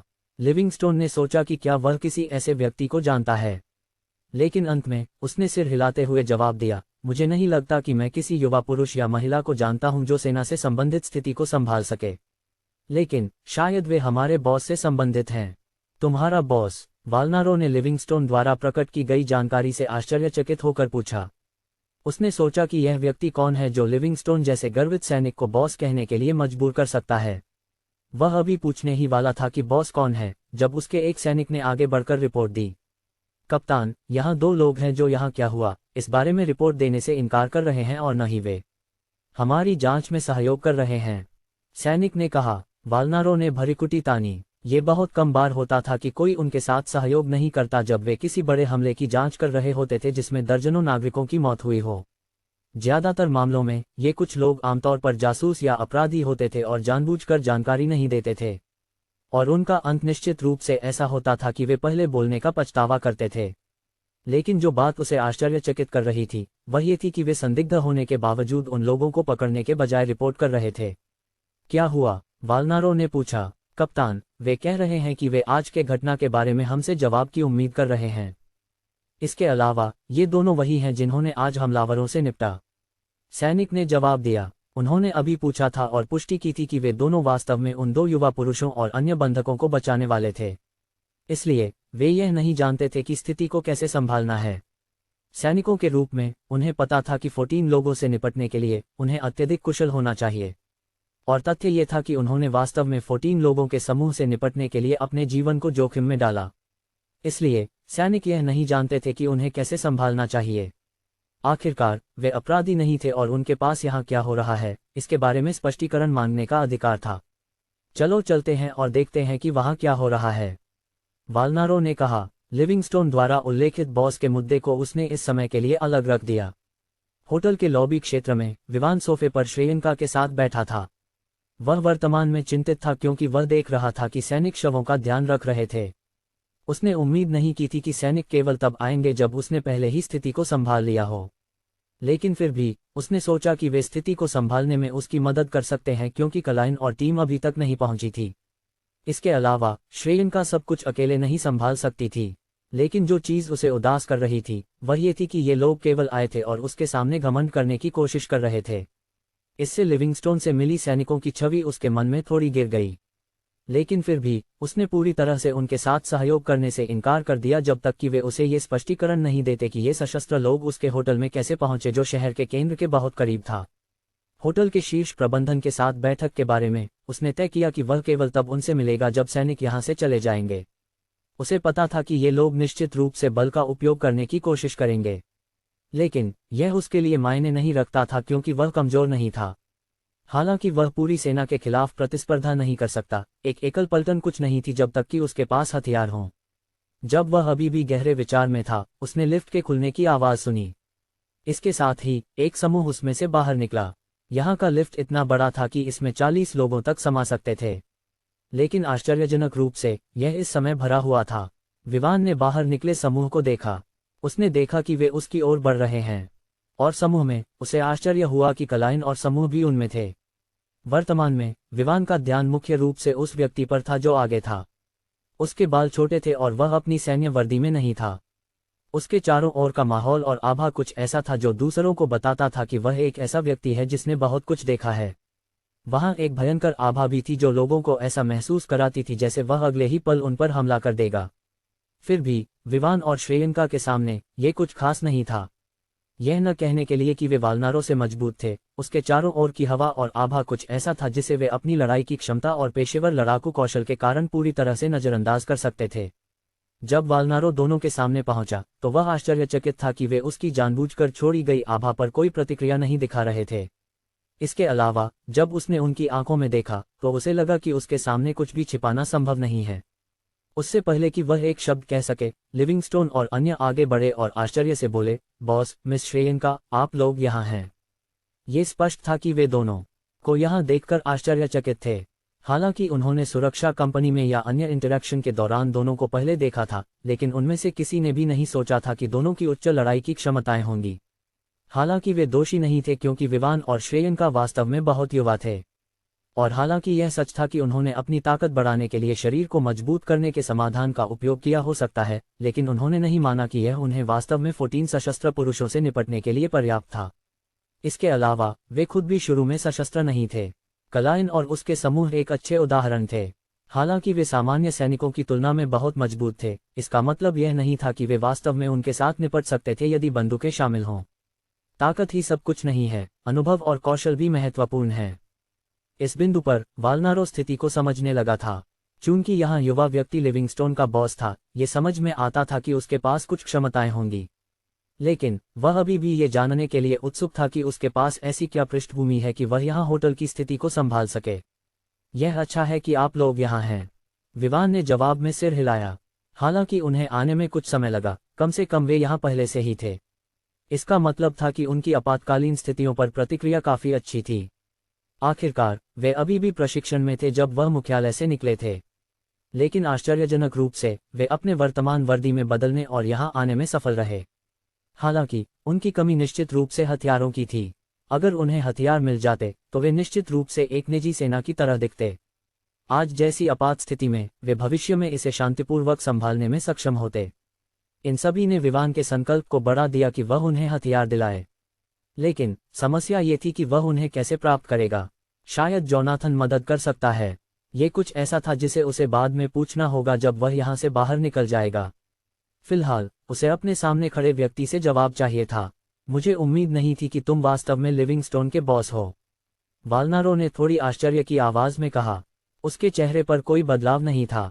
उसकी बात सुनकर लिविंगस्टोन को आखिरकार इस कप्तान की याद आई, इसलिए उसने आगे बढ़कर परिचय दिया। बॉस, यह व्यक्ति कप्तान वालनारो कहलाता है। वह उन लोगों में से एक था जिन्होंने हमारी चोटों से निपटने में हमारी मदद की। दुर्भाग्यवश उस समय हमें जो चोटें आई थीं वे काफी गंभीर थीं और हमें उपचार नहीं मिला। फिर उसने कप्तान की ओर देखा और परिचय दिया। कप्तान, यह मेरे वर्तमान बॉस हैं। इनका नाम मिस्टर विवान है। लिविंगस्टोन ने इसके अलावा कुछ नहीं कहा। वह यह नहीं चाहता था कि वह ये बताए कि वह वास्तव में कैसे ठीक हुआ। ये कुछ ऐसा था जो विवान के रहस्यों से संबंधित था। अनुमान लगाने के लिए ये तथ्य था कि विवान GVSL का बॉस था, और वहां एक कर्मचारी के रूप में ये केवल सही था कि लिविंगस्टोन और अन्य विवान को बॉस कहें। विवान ने उठकर कप्तान का हाथ मिलाया। हालांकि उसे कप्तान से कुछ स्पष्टीकरण की आवश्यकता थी, लेकिन उसे पता था कि यह उसे अपनी शिष्टता खोने का कारण नहीं बनना चाहिए। आपसे मिलकर अच्छा लगा, कप्तान, विवान ने न तो घमंड से और न ही अधीनता से कहा। कप्तान थोड़े आश्चर्यचकित थे, लेकिन इससे पहले कि वह एक शब्द कह पाता, विवान ने पहले ही कहा, कप्तान, क्या मैं आज की घटना के बारे में स्पष्टीकरण प्राप्त कर सकता हूं? कैप्टन, क्या मुझे आज के घटना के बारे में एक स्पष्टीकरण मिल सकता है? विवान के सवाल को सुनकर वालनारो बिल्कुल प्रभावित नहीं हुआ। उसने विवान को उदासीनता से देखा, और हालांकि ये सच था कि उसे विवान के प्रति अच्छा प्रभाव था, फिर भी उसने नहीं सोचा कि यह इतना पर्याप्त था कि विवान उसे सवाल पूछ सके। महसूस करते हुए कि माहौल काफी भारी था, लिविंगस्टोन ने तय किया कि अगर वह कुछ ऐसा कर सके जो इसे हल्का कर सके, इसलिए उसने कहा, यह मामला थोड़ा गंभीर लगता है, क्यों न हम कहीं प्राइवेट जाकर इसके बारे में बात करें? वालनारो ने सोचा कि यह वास्तव में एक अच्छा सुझाव था। विवान द्वारा पूछे गए सवाल वास्तव में काफी संवेदनशील थे। इसके अलावा उसने सोचा कि अगर वह विवान के बारे में कुछ जानकारी भी प्राप्त कर सके तो यह अच्छा होगा, इसलिए उसने सहमति जताई। फिर उसने चारों ओर देखा और पूछा, हमारे लिए प्राइवेट जगह कौन व्यवस्थित करेगा? इसकी चिंता करने की कोई जरूरत नहीं है, मैं इसे व्यवस्थित करूंगा। आखिरकार यह मेरा स्थान है, विवान ने कहा और फिर श्रेयंका की ओर मुड़ गया। उसने तुरंत समझ लिया कि वह क्या मतलब रखता है और आवश्यक व्यवस्थाएं करने के लिए तुरंत चली गई। दूसरी ओर अन्य लोग यह जानकर हैरान थे कि यह होटल वास्तव में विवान का था। हालांकि लिविंगस्टोन और अन्य ने जब उन्हें आने के लिए कहा गया था तो उनके पास कुछ अनुमान थे, लेकिन यह अंततः एक अनुमान ही था। इसलिए ये पुष्टि करना कि विवान वास्तव में मालिक था निश्चित रूप से उन्हें थोड़ा आश्चर्यचकित कर गया, भले ही यह थोड़ा ही हो। दूसरी ओर वाल्नारो को यह समझ में आया कि विवान ने स्पष्टीकरण क्यों मांगा था। उसने हमलावरों पर हमला किया क्योंकि यह उसका स्थान था। इसके अलावा वह ये जानने के लिए पूछ रहा था कि उसके घर पर हमला क्यों हुआ। ये समझकर उसने सिर हिलाया और उसके व्यवस्थाओं का पालन करने का निर्णय लिया। आखिरकार उसके पास विवान के बारे में पूछने के लिए बहुत कुछ था। एक तथ्य ये था कि विवान इतना मजबूत था, और दूसरा ये था कि वह पहले से ही अनुमान लगा सकता था कि लिविंगस्टोन और उसके समूह के 5 लोगों के ठीक होने का विवान से कुछ संबंध था। अगर वह विवान द्वारा उपयोग की गई विधि को प्राप्त कर सकता तो शायद वह वर्तमान में विकलांग सैनिकों की बहुत मदद कर सकेगा। कुछ समय बाद श्रेयंका ने समूह को 4थे मंजिल पर एक प्राइवेट कमरे में लाया, लेकिन निश्चित रूप से सभी वहां नहीं गए। वहां विवान, श्रेयंका, लिविंगस्टोन, वाल्नारो और उसके 2 उपकप्तान थे। जब सभी ने अपनी सीटें लीं तो विवान ने फिर से बोलना शुरू किया। कैप्टन, मुझे विश्वास है कि आप पहले से ही जानते हैं कि आज यहाँ क्या हुआ। यह मेरा होटल है और यह शहर के केंद्र के करीब स्थित है, लेकिन आश्चर्यजनक रूप से कुछ विदेशी इस क्षेत्र में पूरी तरह से सशस्त्र होकर आए और मेरे ग्राहकों और अधीनस्थों को बंधक बना लिया। इसके अलावा आपको पता होना चाहिए कि मृतकों की संख्या पहले से ही 1 दर्जन से अधिक है। तो क्या आप मुझे बता सकते हैं कि यहाँ क्या हो रहा है? विवान ने स्पष्टता से पूछा। वह अपने शब्दों को छिपाने या उन्हें मोल्ड करने का इरादा नहीं रखता था। वह जानना चाहता था कि इसके पीछे कौन था, और यदि संभव हो तो वह उस व्यक्ति से निपटने का एक तरीका खोजेगा। उसे विश्वास नहीं था कि आज की घटना केवल एक संयोग का मामला था। आखिरकार वे सीमाओं, अन्य प्रांतों, बाहरी शहरों को पार करके इस गहराई तक कैसे पहुंचे और उसके होटल पर हमला किया। इसमें कोई न कोई ऐसा व्यक्ति होना चाहिए था जो उनके साथ सहयोग कर रहा था। अन्यथा ये कहा जा सकता था कि यह सरकार थी जिसने इसे होने की अनुमति दी थी। और अगर यह सरकार थी तो ये सच था कि यह कहा जा सकता था कि वह बिल्कुल प्रतिस्पर्धा नहीं कर सकता। खैर, यह केवल अभी के लिए सच था, लेकिन किसने कहा कि वह सीधे उस व्यक्ति को नहीं मार सकता जिसने आदेश दिया था? वह बस उस व्यक्ति से निपट लेगा और थोड़ी देर के लिए आराम करेगा। हालांकि वाल्नारो समझ सकता था कि विवान सवाल पूछने के लिए इतना स्पष्ट क्यों था। यह उसके 2 उपकप्तानों के लिए नहीं कहा जा सकता था। तुम्हें लगता है कि तुम हमारे कप्तान से ऐसे बात कर सकते हो? उनमें से एक ने विवान पर चिल्लाया। विवान ने पूरी तरह से इस आदमी को नजरअंदाज कर दिया। जब तक वह परेशानी खोजने की हिम्मत नहीं करता, विवान उसे जाने देगा ये सोचकर कि वह यहाँ एक मिशन पर है। लेकिन अगर वह सोचता है कि सिर्फ इसलिए कि वह एक सैनिक है वह उसे आसानी से अपमानित कर सकता है, तो विवान को उसे अपनी जगह पर लाने के लिए कोई विकल्प नहीं होगा। यहाँ तक कि जब उसे नजरअंदाज किया गया, वह गुस्से में आ गया और फिर से बोला, क्या तुम मुझे नजरअंदाज करने की हिम्मत कर रहे हो सिर्फ इसलिए कि तुम सोचते हो कि तुम मजबूत हो? तो मुझे एक मौका दो तुम्हें संभालने का और दिखाने का कि तुम कुछ नहीं हो। एक उपकप्तान के रूप में उसकी ताकत निश्चित रूप से साधारण नहीं थी। उसके अनुसार जब तक उसके पास एक साथी था जो उसके स्तर पर था और उसके पास हथियार थे, तब तक वह 14 को संभाल सकता था। लेकिन एक बात थी जो उसे नहीं पता थी, वह ये था कि विवान ने अकेले 11 में से 11 को संभाला था। हालांकि उसे श्रेयंका से समूह के स्थान के बारे में बहुत सहायता मिली थी, ये भी सच था कि वह अंततः उन्हें संभालने वाला था। इस बार हालांकि विवान उससे परेशान हो रहा था, उसने कोई कार्रवाई नहीं की। ये केवल इसलिए था क्योंकि श्रेयंका अपने मालिक के प्रति इस किसी के अपमान को सहन नहीं कर सकती थी। उसे अपने मालिक की क्षमताओं के बारे में पता था। आखिरकार उसने देखा था कि वह समूह के साथ कैसे निपट रहा था, और उसने यह इतना आसानी से किया कि यह कहा जा सकता था कि यह अविश्वसनीय था। लेकिन फिर भी उसे इस बात की परवाह नहीं थी कि विवान की क्षमताएं कितनी ऊंची थीं। उसे सबसे ज्यादा परवाह थी कि यहाँ कोई ऐसा था जो उसके मालिक पर अपमान करने की कोशिश कर रहा था। वह अपनी सीट से उठी और सीधे उपकप्तान की ओर देखते हुए ठंडे स्वर में बोली, तुम्हें अपनी बात बंद कर देनी चाहिए या मेरे बॉस के साथ कैसे बात करनी है ये सीख लेना चाहिए। तुम्हारे स्तर का एक व्यक्ति मेरे बॉस को चुनौती देने के बारे में भी नहीं सोच सकता। अगर तुम विश्वास नहीं करते तो बस जारी रखो और मैं तुम्हें साबित कर दूंगी। श्रेयंका को फिर भी परवाह थी कि वह एक सैनिक था। जब तक वह अपने मालिक को अपमानित करने की हिम्मत करता, वह निश्चित रूप से कोई दया नहीं दिखाएगी। उपकप्तान ने श्रेयंका से निकलने वाली ठंडी नजर महसूस की और वह कांप गया।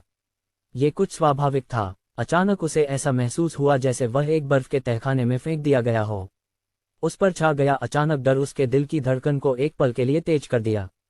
लेकिन एक योद्धा के रूप में जो युद्धभूमि पर गया था, उसने कुछ हद तक अपनी ताजगी को फिर से प्राप्त किया और श्रेयंका को ठंडे स्वर में देखा। वह बस आगे बढ़ने वाला था ताकि उसकी क्षमताओं का परीक्षण कर सके और साबित कर सके कि वह कुछ नहीं है, जब उसे अचानक वालनारो ने रोक दिया। बस इतना ही। वालनारो की आवाज दृढ़ थी, कोई बातचीत का मौका नहीं छोड़ते हुए। उपकप्तान को अपने दांतों को पीसने के अलावा कोई विकल्प नहीं था और उसे पीछे हटना पड़ा। लेकिन फिर भी उसने विवान और श्रेयंका की ओर एक घृणित नजर फेंकी। वालनारो ने खुद श्रेयंका द्वारा उत्सर्जित आभा को महसूस किया, और वह तुरंत बता सकता था कि वह इतनी मजबूत थी कि अगर उसका उपकप्तान उसके साथ लड़ने की कोशिश करता तो वह पूरी तरह से हार जाएगा। लेकिन वह ये सोच रहा था कि विवान कितना मजबूत था। आखिरकार श्रेयंका ने दावा किया कि वह विवान से कमजोर है, फिर भी वह पहले से ही उसे खतरा महसूस करा सकती थी। विवान के बारे में क्या? फिर भी चूंकि उसके पास विवान से जानने के लिए कुछ था, वह इस समय उसके साथ किसी भी संघर्ष नहीं चाहता था। और यह जानने के लिए कि यहाँ क्या हुआ, वह बस यहाँ से निकलने के बाद सीसीटीवी फुटेज देख लेगा। सच बताऊं विवान, हम खुद यह नहीं जानते कि वे यहाँ कैसे पहुंचने में सक्षम थे। लेकिन ये जांच की जाएगी और परिणाम जल्द ही सामने आएंगे, वालनारो ने कहा।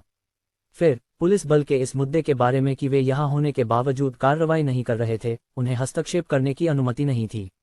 इन लोगों ने सैन्य बल का ध्यान आकर्षित करने के इरादे से हमला किया, इसलिए उन्होंने पुलिस से क्षेत्र से पीछे हटने के लिए कहा, अन्यथा कुछ लोग मर सकते थे, वालनारो ने जारी रखा। ये सुनकर विवान की आंखें संकुचित हो गईं। उसने गहराई से सोचा और तय किया कि वह पुलिस के मुद्दे को छोड़ देगा। लेकिन जो वे चाहते थे वह निश्चित रूप से कुछ ऐसा था जिसे उसे जानना था। उन्होंने मेरे होटल को शहर में मौजूद सभी में से क्यों चुना, ये भी ध्यान में रखते हुए कि यह सच है कि मेरा होटल क्षेत्र में सबसे अधिक जनसंख्या वाला नहीं है, या यह एकमात्र इमारत नहीं है जिसे वे अपनी संख्या के साथ आसानी से नियंत्रित कर सकते हैं? विवान ने पूछा। वालनारो का चेहरा इस समय काफी अजीब था। आखिरकार ऐसा लग रहा था जैसे वह यहाँ पूछताछ कर रहा था। सामान्य परिस्थितियों के अनुसार उसे इस समय ऐसा करने वाला होना चाहिए था। लेकिन विवान की ताकत और जो वह उससे चाहता था, सच में वह केवल स्थिति को सहन कर सकता था और जो वह कह सकता था वह कह सकता था। अन्य रहस्यों के लिए वह अपने होंठों को सील करने वाला था। मुझे नहीं पता कि उन्होंने आपके होटल को क्यों लक्षित किया। उत्तर केवल तब आएगा जब हम अपनी जांच पूरी कर लेंगे। लेकिन फिर बंधकों की आवश्यकता क्यों थी? ये कुछ ऐसा है जो सरकार के लिए गोपनीय माना जाता है, वालनारो ने निराशा की सांस छोड़ते हुए जवाब दिया। विवान ने उसकी ओर देखा, और यह जानकर कि वह अब इसके बारे में एक शब्द भी नहीं कहने वाला था, उसने इस विषय को अस्थायी रूप से छोड़ने का निर्णय लिया। लेकिन फिर भी उसने कहा, ठीक है, मैं चाहता हूं कि कैप्टन मुझे सूचित करें यदि आप कुछ पाते हैं। आखिरकार मुझे ये पसंद नहीं है जब कोई मुझे सिर्फ इसलिए छेड़ता है। जितना मुझे याद है, मुझे नहीं लगता कि मैंने कभी किसी को अपमानित किया है। इसलिए अगर कोई शामिल है तो उसे कीमत चुकानी होगी। वालनारो को विवान के ठंडे चेहरे को देखकर रीढ़ में सिहरन महसूस हुई, जो ये दिखा रहा था कि वह मजाक नहीं कर रहा था। लेकिन फिर भी उसने सोचा कि विवान ने अपनी उम्र में क्या क्या सहा है कि वह इस तरह से व्यवहार कर रहा है। फिर भी उसने विवान की ओर देखा और गंभीरता से बोला, मुझे पता है कि आप आज की घटना के बारे में गुस्से में हैं। ये पूरी तरह से समझने योग्य है, लेकिन मैं आशा करता हूं कि अगर आपको जानकारी मिलती है तो आप कानून को न तोड़ें। विवान ने यह सुनकर बस हंस दिया। मैं इसके बारे में आपको वादा नहीं कर सकता। आखिरकार यह उस स्तर की उत्तेजना पर निर्भर करेगा जो उसने बनाई है। विवान यहाँ और कोई बकवास करने का इरादा नहीं रखता था, इसलिए उसने जाने का निर्णय लिया और होटल के शीर्ष प्रबंधन से मिलने के लिए तैयार हो गया। उसे एडेन रेसिडेंशियल बिल्डिंग में भी जाना था। शायद वहां कोई और शक्ति उसे लक्षित कर रही हो। तो मैं अब जाने वाला हूं। आपके समय के लिए धन्यवाद, कैप्टन। विवान ने अपने पैरों पर खड़े होकर जाने के लिए तैयार हो गया। ये देखते हुए कैप्टन के चेहरे पर एक कड़वा मुस्कान था। अगर विवान सिर्फ एक कोई नहीं होता तो वह निश्चित रूप से उसकी स्थिति के कारण उसे पीट देता। लेकिन न केवल विवान ने अपराधियों का सामना किया, बल्कि वह भी मजबूत था। उसे ये भी पता था कि संख्या के लाभ का उपयोग करके उसे संभालना असंभव था। अंत में विवान यहाँ बिल्कुल भी अपराधी नहीं था। 1 मिनट रुकें, विवान, वालनारो ने जल्दी से विवान को बुलाया। क्या है, कैप्टन? हालांकि विवान को पहले से ही यह आभास था कि वह क्या पूछने वाला है, उसने फिर भी उसे खुद कहने का इंतजार किया। आपको इसके बारे में पहले से ही पता होना चाहिए। मैं लिविंगस्टोन और अन्य के बारे में बात करना चाहता हूँ, वाल्नारो ने सीधे मुद्दे पर बात की। चूंकि विवान एक स्पष्ट व्यक्ति था, इसलिए उसने भी ऐसा ही करने का निर्णय लिया। आपको इसके बारे में पहले से ही पता होना चाहिए। मैं लिविंगस्टोन और अन्य के बारे में बात करना चाहता हूँ, वाल्नारो ने सीधे मुद्दे पर बात की। चूंकि विवान एक स्पष्ट व्यक्ति था, इसलिए उसने भी ऐसा ही करने का निर्णय लिया। वाल्नारो द्वारा पूछे गए सवाल को सुनकर विवान को बिल्कुल भी आश्चर्य नहीं हुआ। ये सामान्य था कि एक नेता के रूप में वाल्नारो अपनी ताकत को बढ़ाने का प्रयास करेगा। और हालांकि ये सच था कि वह मृतकों को वापस नहीं ला सकता, लेकिन अगर वह अपने सैनिकों की चोटों के कारण जल्दी से रिटायरमेंट को रोक सकता है, तो उसकी ताकत दूसरों की तुलना में अधिक होगी। इस तरह उनके पास अपने दुश्मनों पर एक बड़ा लाभ होगा। ये कुछ ऐसा था जिसके लिए वाल्नारो आवश्यक कीमत चुकाने के लिए तैयार था। आखिरकार ये एक तथ्य था कि विवान द्वारा उपयोग किया गया रहस्य देश के लिए बहुत मददगार होगा। विवान इस मुद्दे को नकारने के बारे में सोच रहा था। आखिरकार यह उसके रहस्य और उसकी ताकत से संबंधित था, इसलिए वह निश्चित रूप से इसे किसी ऐसे व्यक्ति के सामने उजागर करने के लिए तैयार नहीं था जो भविष्य में उसके खिलाफ लड़ सकता था। लेकिन उसने एक बात नोट की, ये वास्तव में उसके लिए कुछ चीजें हासिल करने का एक मौका था जो वह इतनी आसानी से नहीं कर सकता था। लेकिन उसे आवश्यक सावधानियां बरतनी होंगी। वह केवल शरीर को मजबूत करने वाले समाधान का वितरण कर सकता था, न कि गोलियों का। इस तरह वह कम से कम कुछ ऐसा सुरक्षित रख सकता था जिसका उपयोग भविष्य में सेना का शोषण करने के लिए किया जा सके। लेकिन ये तभी होगा जब उसके पास कुछ और हो जो शरीर को मजबूत करने वाली गोली का स्थान ले सके। और वह इस बात से डरता नहीं था कि वह इसे नहीं पाएगा। आखिरकार उसके पास सिस्टम था। ये केवल इस बात का मामला था कि ये कब होगा। इस बारे में सोचते हुए विवान ने वाल्नारो की ओर देखा और पूछा, आप इसके लिए क्या कीमत चुकाने के लिए तैयार हैं? कम से कम वाल्नारो को यह सुनकर आश्चर्य हुआ कि विवान ने इस पर बेवकूफ बनने की कोशिश नहीं की और बस ये पूछा कि वे इसके लिए क्या कीमत चुकाने के लिए तैयार थे। हालांकि वह इस बात से खुश था कि चीजें कैसे चल रही थीं, लेकिन एक ऐसा व्यक्ति था जो नहीं सोचता था कि विवान द्वारा पूछी गई बात उचित थी। आपका क्या मतलब है कि हम किस कीमत के लिए तैयार हैं? हम सेना से हैं। हम आपकी सुरक्षा सुनिश्चित करते हैं और यही कारण है कि आप अब यहाँ हैं। इसलिए यह आपके लिए सम्मान होना चाहिए कि आप हमें इस स्थिति में मदद करें।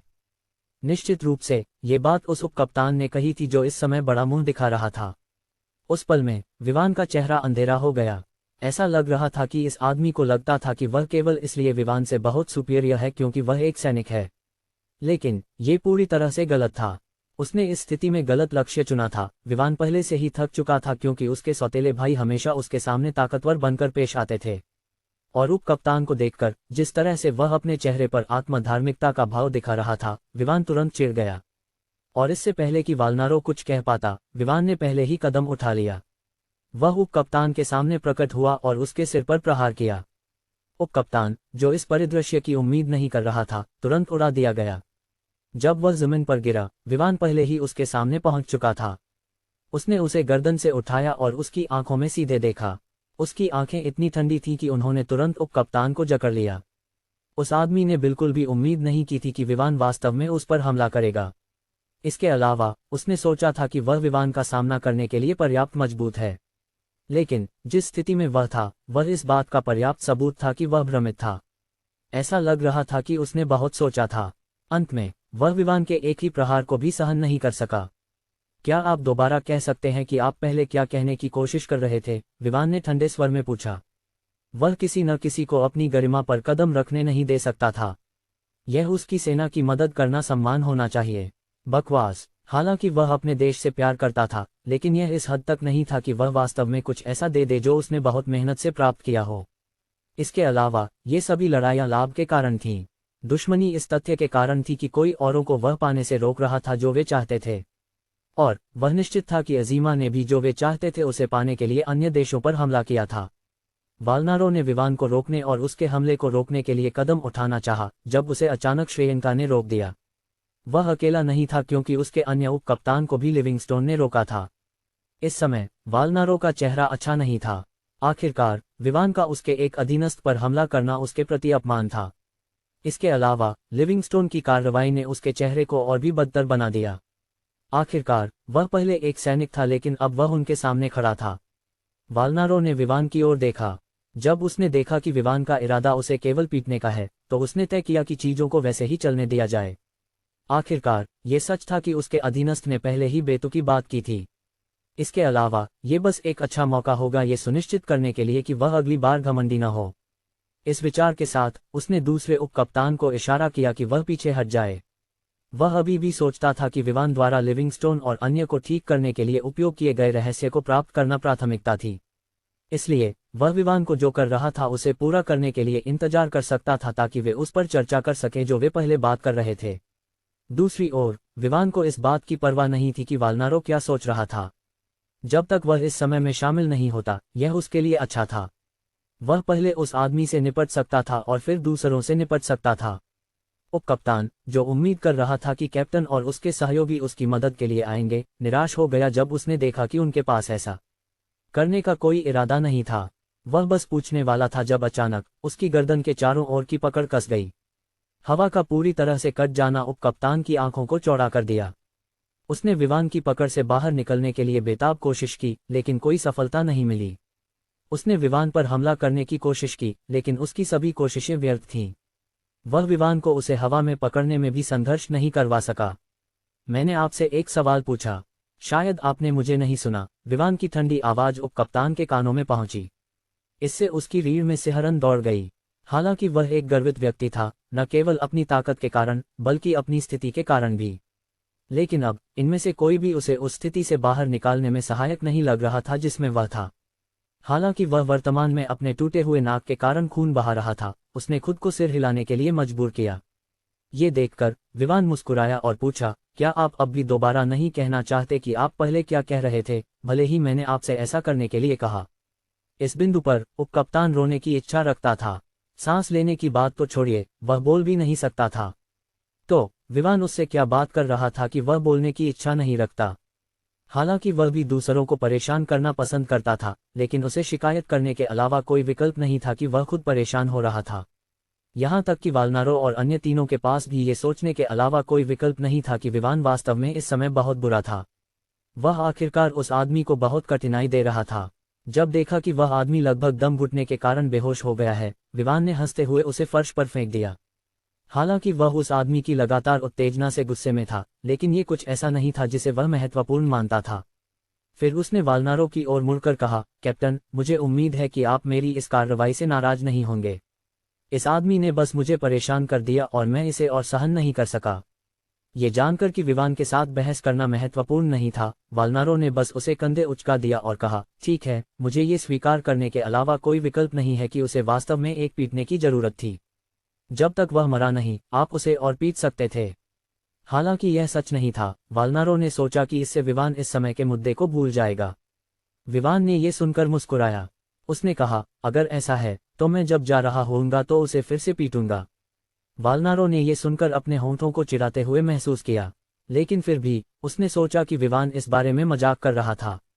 इसलिए उसने अपने हाथ को अस्वीकार करते हुए लहराया और कहा, चलो हम उस पर चर्चा करते हैं जो हम पहले बात कर रहे थे। ठीक है, विवान ने सिर हिलाया। वह वाल्नारो से लाभ मांगने के लिए अधिक खुश था, इसलिए जो हुआ उसे पीछे छोड़ना उसके लिए स्वागत था। जब उसने अपनी सीट ली तो उसने तय किया कि उसे तुरंत सीधे मुद्दे पर जाना चाहिए, न कि बहुत अधिक बात करनी चाहिए। तो आप अपने सैनिकों की चोटों के इलाज के लिए समाधान के लिए क्या पेशकश करने जा रहे हैं? वाल्नारो ने मुस्कुराते हुए कहा, क्यों न आप समाधान की विशेषताओं को बताएं ताकि हम जान सकें कि ये कैसे काम करता है। इसके अलावा मैं जानना चाहूंगा कि क्या इसमें कोई दुष्प्रभाव शामिल हैं। विवान ने सोचा कि जो उसने कहा वह समझ में आता है, इसलिए उसने लिविंगस्टोन की ओर देखा और उसकी बात करने की प्रतीक्षा की। आखिरकार वह पहले हाथ का अनुभव रखने वाला था। विवान के इशारे को समझते हुए लिविंगस्टोन तुरंत उठ खड़ा हुआ और अपनी वर्तमान ताकत का प्रदर्शन करने का निर्णय लिया। उसने उस दूसरे उपकप्तान की ओर देखा जो लड़ाई में शामिल नहीं हुआ था और उसे अपने साथ एक मुकाबला करने का इशारा किया। कमरा खुद इतना चौड़ा था कि भले ही वे एक लड़ाई में शामिल होते, जब तक वे पूरी ताकत से नहीं लड़ते, वे बस ठीक से लड़ सकते थे जब तक कि मेज और कुर्सियों को किनारे पर हटा दिया जाए। जब उन्होंने तैयारी की तो दोनों ने एक भयंकर लड़ाई में भाग लिया। और हालांकि ये सच था कि उपकप्तान ने कोई रोक टोक नहीं की, जब उसने लिविंगस्टोन का सामना किया तो उसने तुरंत देखा कि उसे कोई लाभ नहीं था। वह लिविंगस्टोन द्वारा दबाया जा रहा था और 2 मिनट से भी कम समय में वह पहले ही जमीन पर गिर चुका था। हालांकि यह सच था कि उसने पूरी ताकत से नहीं लड़ा, वही लिविंगस्टोन के लिए भी कहा जा सकता था। वाल्नारो और अन्य लोग जो उन्होंने देखा उससे बहुत प्रभावित हुए। उन्हें पता था कि लिविंगस्टोन आज से पहले एक सामान्य सैनिक था। इसके अलावा हर कप्तान और उसके उपकप्तान कुछ खास नहीं थे। पद केवल प्रबंधन और कमांडिंग क्षमता के आधार पर तय नहीं किए जाते थे, लेकिन वे व्यक्ति की लड़ाई की क्षमता को भी देखते थे। हालांकि ये केवल उन टीमों पर लागू होता था जो खतरनाक स्थितियों में शामिल थीं, जैसे कि वाल्नारो द्वारा नेतृत्व की गई टीम। दूसरे शब्दों में, उपकप्तान सामान्य सैनिकों से मजबूत थे, लेकिन फिर भी उपकप्तान 2 मिनट से भी कम समय में गिर गया। और लिविंगस्टोन को ऐसा नहीं लग रहा था कि उसने मेहनत की है। यह रहस्य क्या है? वाल्नारो ने आश्चर्यचकित होकर पूछा। उसने चमकती आंखों से विवान की ओर देखा। What is the secret? वाल्नारो ने आश्चर्यचकित होकर पूछा। उसने विवान की ओर चमकती आंखों से देखा और पूछा। विवान ने मुस्कुराते हुए जवाब दिया। वह फिर से बैठ गया और कहा, अगर मैं इसके बारे में बात करता हूं तो इसे अब कोई रहस्य नहीं माना जाएगा, है ना? किसी भी मामले में मैं इसे आपको सही कीमत पर दे सकता हूं, जैसा कि मैंने पहले कहा। विवान की बात सुनकर हालांकि वाल्नारो खुश नहीं था, लेकिन उसने सोचा कि यह कुछ न होने से बेहतर है। इसके अलावा यह कोई गारंटी नहीं थी कि विवान सही कीमत चुकाने पर रहस्य देने के लिए सहमत नहीं होगा। तो उसने साइड किया और पूछा, आप अपनी शर्तें बता सकते हैं? मुझे लगता है कि यह काफी अच्छा है।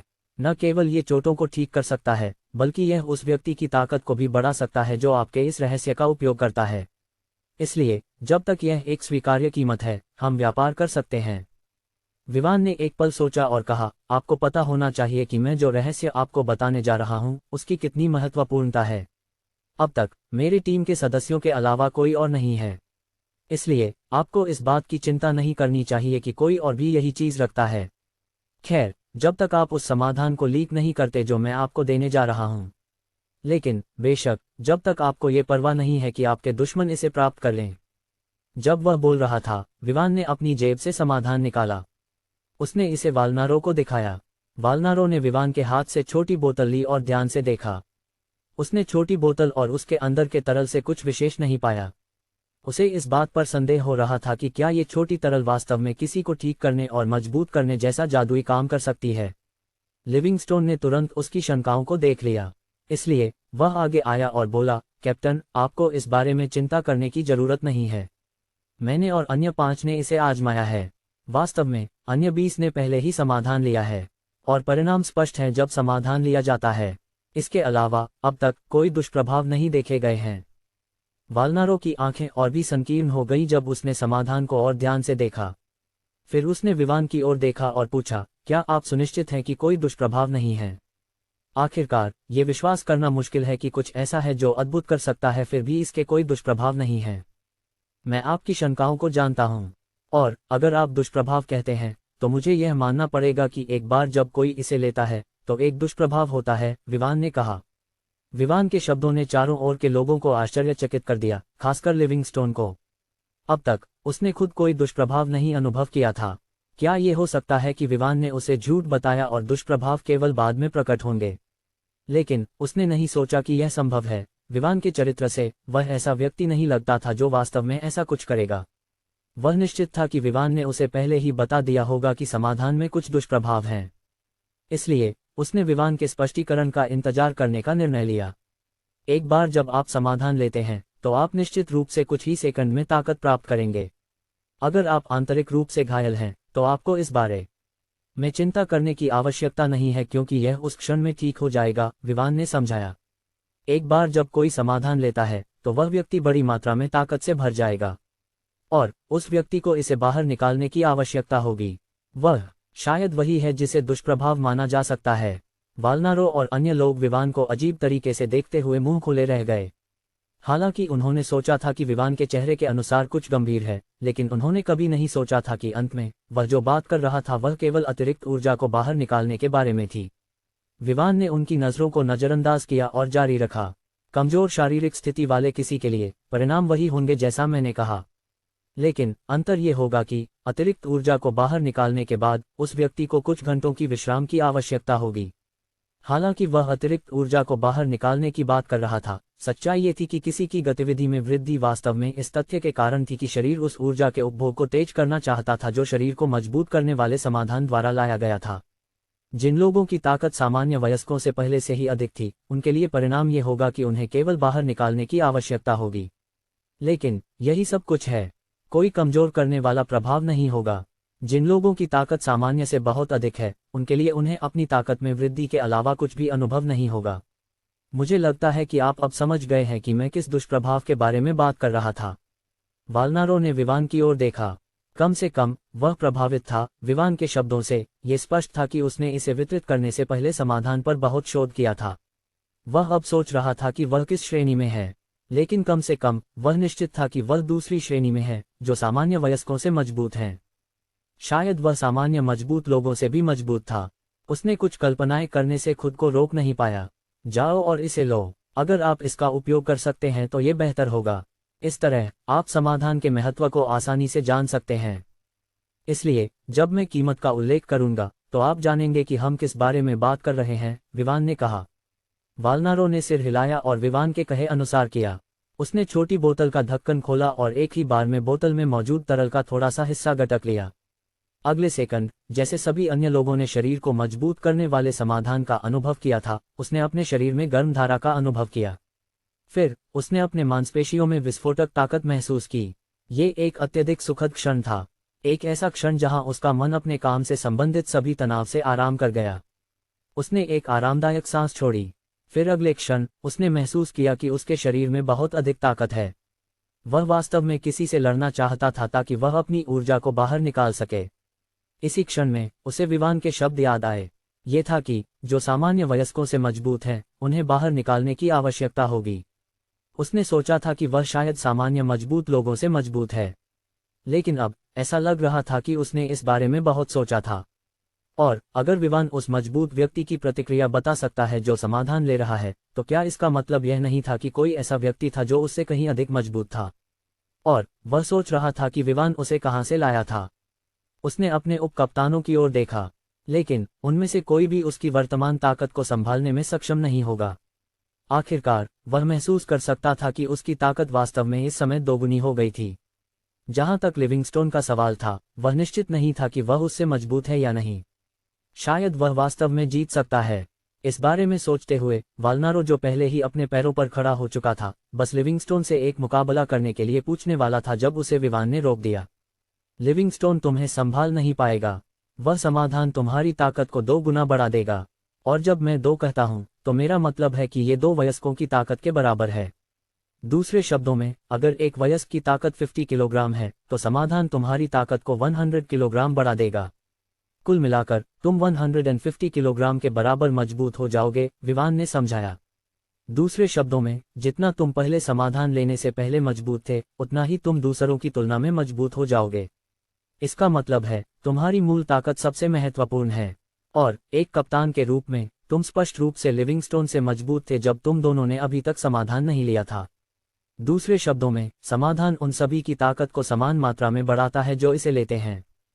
चूंकि वह पहले तुम्हारे लिए कोई मुकाबला नहीं था, अब जब तुमने उसके समान समाधान लिया है, तो वह स्पष्ट रूप से तुम्हारे लिए कोई मुकाबला नहीं है।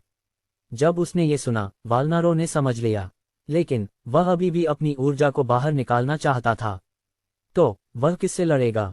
जैसे ही वह सोच रहा था, विवान ने श्रेयंका की ओर देखा और उसे इशारा किया। हालांकि वह नहीं जानता था कि वह कितनी मजबूत है, लेकिन वह निश्चित था कि वह एक कप्तान जैसे व्यक्ति को संभाल सकती है। श्रेयंका ने सिर हिलाया और अपनी सीट से उठ गई। फिर विवान ने लिविंगस्टोन और दोनों उपकप्तानों की ओर देखा और मेजों की ओर इशारा किया। दूसरे शब्दों में, उन्हें और अधिक जगह बनानी थी क्योंकि जो लड़ाई कर रहे थे वे दोनों मजबूत थे। जैसे ही दोनों कमरे के केंद्र में पहुंचे, उन्होंने दोनों ने एक साथ कदम बढ़ाया। दोनों के पास महान कौशल थे और इसलिए एक महान लड़ाई होने वाली थी, या तो विवान ने सोचा। जैसे ही दोनों मिले, वाल्नारो ने पहले प्रहार किया। हालांकि उसे पता था कि श्रेयंका एक महिला है, लेकिन विवान ने उसे बताया था कि वह लिविंगस्टोन से मजबूत है। यह उसे बताने के लिए काफी था कि उसे कभी भी उसे कमतर नहीं आंकना चाहिए। इसलिए वह शुरुआत से ही पूरी ताकत से लड़ने जा रहा था। उसने अपनी दाहिनी हाथ को मुट्ठी में बदला और सीधे श्रेयंका के चेहरे की ओर बढ़ा दिया। लेकिन यह उसकी सबसे बड़ी गलती थी। हालांकि श्रेयंका मजबूत थी और विवान के प्रति अत्यधिक वफादार थी, एक तथ्य जो अभी भी बना हुआ था वह यह था कि वह अभी भी एक महिला थी जिसकी अपनी जिंदगी थी, और वह ठीक उसी तरह प्रतिक्रिया करेगी जैसे एक सामान्य लड़की करेगी। वे अपनी सुंदरता को सबसे अधिक महत्व देती हैं। और उन्हें गुस्सा दिलाने वाली बात क्या होती है? यह इस तथ्य के कारण होता है कि कोई उनके चेहरे के साथ छेड़छाड़ करने की हिम्मत करता है। इसलिए जब उसने देखा कि मुट्ठी उसके चेहरे की ओर बढ़ रही है, श्रेयंका का चेहरा बदल गया। वह इस समय ठंडी थी। उसने तय किया कि उसे इस आदमी को पीटकर एक अच्छा सबक सिखाना है। हालांकि उसे पता था कि एक लड़ाई में कोई लिंग नहीं होता, फिर भी उसे ये पसंद नहीं आया कि वालनारो का पहला लक्ष्य उसका चेहरा था। इसलिए उसने हमले को रोक दिया और वालनारो की मुट्ठी को सीधे अपने हाथ से पकड़ लिया, पूरी तरह से इसे रोक दिया। उसने वालनारो को आश्चर्यचकित होने का मौका नहीं दिया क्योंकि तुरंत एक किक आई। ये सीधे उसके सीने पर लगी। वालनारो की आंखें दबाव और अविश्वास में चौड़ी हो गईं। इसके बाद वह एक टूटे हुए डोर की तरह उड़ गया। बंद। अगले क्षण वह कमरे की दीवार से टकरा गया और जब वह जमीन पर गिरा तो वह लगभग खून उगलने लगा क्योंकि उसके आंतरिक अंग हिल गए थे। श्रेयंका, तुम्हें उसे अपनी ताकत को बाहर निकालने का मौका देना चाहिए था। विवान, हालांकि उसकी क्षमता से आश्चर्यचकित था, ने उसे याद दिलाया। माफ करना बॉस, मैं भूल गई। श्रेयंका ने उसे माफी मांगते हुए मुस्कुराया और जवाब दिया। लेकिन विवान ने उसकी बातों पर विश्वास नहीं किया। इस समय वह बस सोच रहा था, तुम भूल गई। 1 मिनट भी नहीं हुआ जब तुमने सहमति दी थी। तुम भूल गए। 1 मिनट भी नहीं हुआ जब तुमने एक समझौता किया था। विवान ने अंत में सिर हिलाया क्योंकि वह उस चीज के बारे में कुछ नहीं कर सकता था जो पहले ही हो चुकी थी। वह केवल यह आशा कर सकता था कि वालनारो को ज्यादा चोट न आई हो क्योंकि इससे उसे अपने शरीर के अंदर की ऊर्जा को सही तरीके से निकालने में परेशानी होगी। उसने वालनारो की ओर देखा जो अपने पैरों पर वापस खड़े होने के लिए संघर्ष कर रहा था। वह अपने कपड़ों में बहुत ही मिजरेबल लग रहा था, लेकिन फिर भी उसने अपने पैरों पर वापस खड़े होने में सफलता पाई। फिर उसने अपने 2 उपकप्तानों की ओर देखा जो दूर खड़े थे और पूछा, तुम लोग मेरी मदद नहीं कर सकते जब मैं नीचे था? माफ करना कप्तान, लेकिन क्या तुम वेंटिंग नहीं कर रहे थे? हम तुम्हारे शरीर में अतिरिक्त ऊर्जा को निकालने में मदद करने के लिए मजबूत नहीं हैं। दोनों ने एक जैसे सोचा। वालनारो केवल अंत में सिर हिलाकर रह गया। हालांकि यह सच था कि श्रेयंका ने उसे एक अच्छा किक मारा था, यह भी सच था कि उसने अपनी ताकत को अच्छी तरह से नियंत्रित किया था। उसने सुनिश्चित किया कि वालनारो को कोई बड़ी चोट न लगे। उसने केवल उसे दर्द महसूस कराया, लेकिन फिर भी वालनारो को बहुत दर्द हो रहा था। वह निश्चित था कि अगर उसने शरीर को मजबूत करने वाला समाधान नहीं लिया होता तो उसकी कई हड्डियां उस किक से टूट गई होती। उसकी पीठ अब ठंडी पसीने से भरी हुई थी जब उसने उस समय के बारे में सोचा जब उसे श्रेयंका ने रोका था। अगर उसने कार्रवाई की होती और उसे मजबूर किया होता तो वह इस समय किस स्थिति में होता? बस इस बारे में सोचने से ही उसे और पसीना आ रहा था। क्या तुम वेंटिंग जारी रख सकते हो? विवान की आवाज इस समय उसके कानों में पहुंची। जब उसने एक बार फिर श्रेयंका का सामना करने के बारे में सोचा तो उसके शरीर में एक कपकपी दौड़ गई। ये स्पष्ट था कि अब वह पूरी तरह से श्रेयंका से डर गया था उसकी ताकत के कारण। और उसने उस पल के बारे में सोचा जब उसने कहा था कि वह विवान से उतनी मजबूत नहीं थी। अब वह सोच रहा था कि अगर श्रेयंका उस स्तर की एक दानव थी तो विवान कितना मजबूत होगा। यह कोई आश्चर्य नहीं है कि वे 13 को बिना किसी बंधकों के नुकसान के संभाल सकते थे, वालनारो ने अपने आप से सोचा। मैं उससे और नहीं लड़ने वाला, वालनारो ने सिर हिलाते हुए विवान को जवाब दिया। क्या तुम और वेंटिंग नहीं करने वाले? विवान ने जवाब सुनकर आश्चर्यचकित हो गया। क्या हो सकता है कि वह इतनी चोटिल था कि वह और लड़ नहीं सकता? विवान ने वालनारो का अवलोकन करते हुए अपने आप से सोचा। लेकिन चाहे वह उसे कैसे भी देखे, विवान को लगा कि वह ठीक है। आखिरकार वह एक सैनिक था, और इस समय उसे जो चोट लगी थी वह एक सैनिक को लड़ाई से बाहर करने के लिए पर्याप्त नहीं हो सकती थी। जैसे ही वालनारो ने विवान के विचारों को पढ़ा, उसने एक लंबी सांस ली और कहा, यह नहीं है कि मैं वेंट नहीं करना चाहता, इस समय मेरे पास वेंट करने के लिए कुछ नहीं है। ऐसा लगता है कि उस किक ने मेरे शरीर में सभी अतिरिक्त ऊर्जा को खा लिया। ओह, ये भी काम करता है। विवान की आंखें चमक उठीं। उसने यहाँ कुछ खोजा था। ये एक तथ्य था कि शरीर को बहुत सारी ऊर्जा की आवश्यकता होती है। इसलिए किसी व्यक्ति के लिए ये सलाह दी जाती है कि वह अपने शारीरिक गतिविधियों को बढ़ाए। इस तरह शरीर की चयापचय गतिविधियां बढ़ेंगी। लेकिन ऐसा लगता है कि उसने पहले कुछ अनदेखा किया था। वह ये था कि शरीर को चोटें लगने से उत्तेजित किया जा सकता है। हालांकि वालनारो बाहरी रूप से ठीक लग रहा था, ये एक तथ्य था कि उसे आंतरिक चोटें आई थीं। चोटों को ठीक करने के लिए ऊर्जा की आवश्यकता थी। इस प्रकार शरीर को और अधिक ऊर्जा प्राप्त करने के लिए अपनी गतिविधियों को बढ़ाना होगा। और यही कुछ वालनारो के साथ अभी हुआ था। उसके शरीर ने बहुत सारी अतिरिक्त ऊर्जा का उपभोग किया। इस प्रक्रिया में वह मजबूत हो गया और साथ ही उसने जो चोटें खाई थीं वे तेजी से ठीक हो रही थीं। वल्नारो ने महसूस किया कि जो दर्द एक पल पहले तीव्र था वह काफी कम हो गया था। वह हैरान था, लेकिन अंत में उसने इसे उस समाधान से जोड़ा जो उसने लिया था। इसलिए वह उस समाधान पर अपने हाथ पाने के लिए और भी अधिक दृढ़ था। उसने सोचा कि अगर उसने उस समाधान की 10 बोतलें लीं तो वह कितना मजबूत हो सकता है। विवान की आंखों में वल्नारो की चमकती आंखें देखकर वह जान गया कि उसने जो हो रहा था उसे समझ लिया है। और एक पल के लिए उसके आंखों में जो लालच की चमक आई, विवान ने उसे स्पष्ट रूप से देखा। विवान ने सिर हिलाया और बोला, तुम्हें कई बोतलें लेने के बारे में नहीं सोचना चाहिए। ये कुछ असंभव है। दूसरे शब्दों में, ये केवल एक बार प्रभावी है। जब तुम दूसरी बार लेते हो तो ये बेकार करने के समान है। विवान के शब्दों ने तुरंत वल्नारो के उस क्षण के सपनों को बुझा दिया। लेकिन फिर भी वह एक ही समय में राहत और जिज्ञासा महसूस कर रहा था।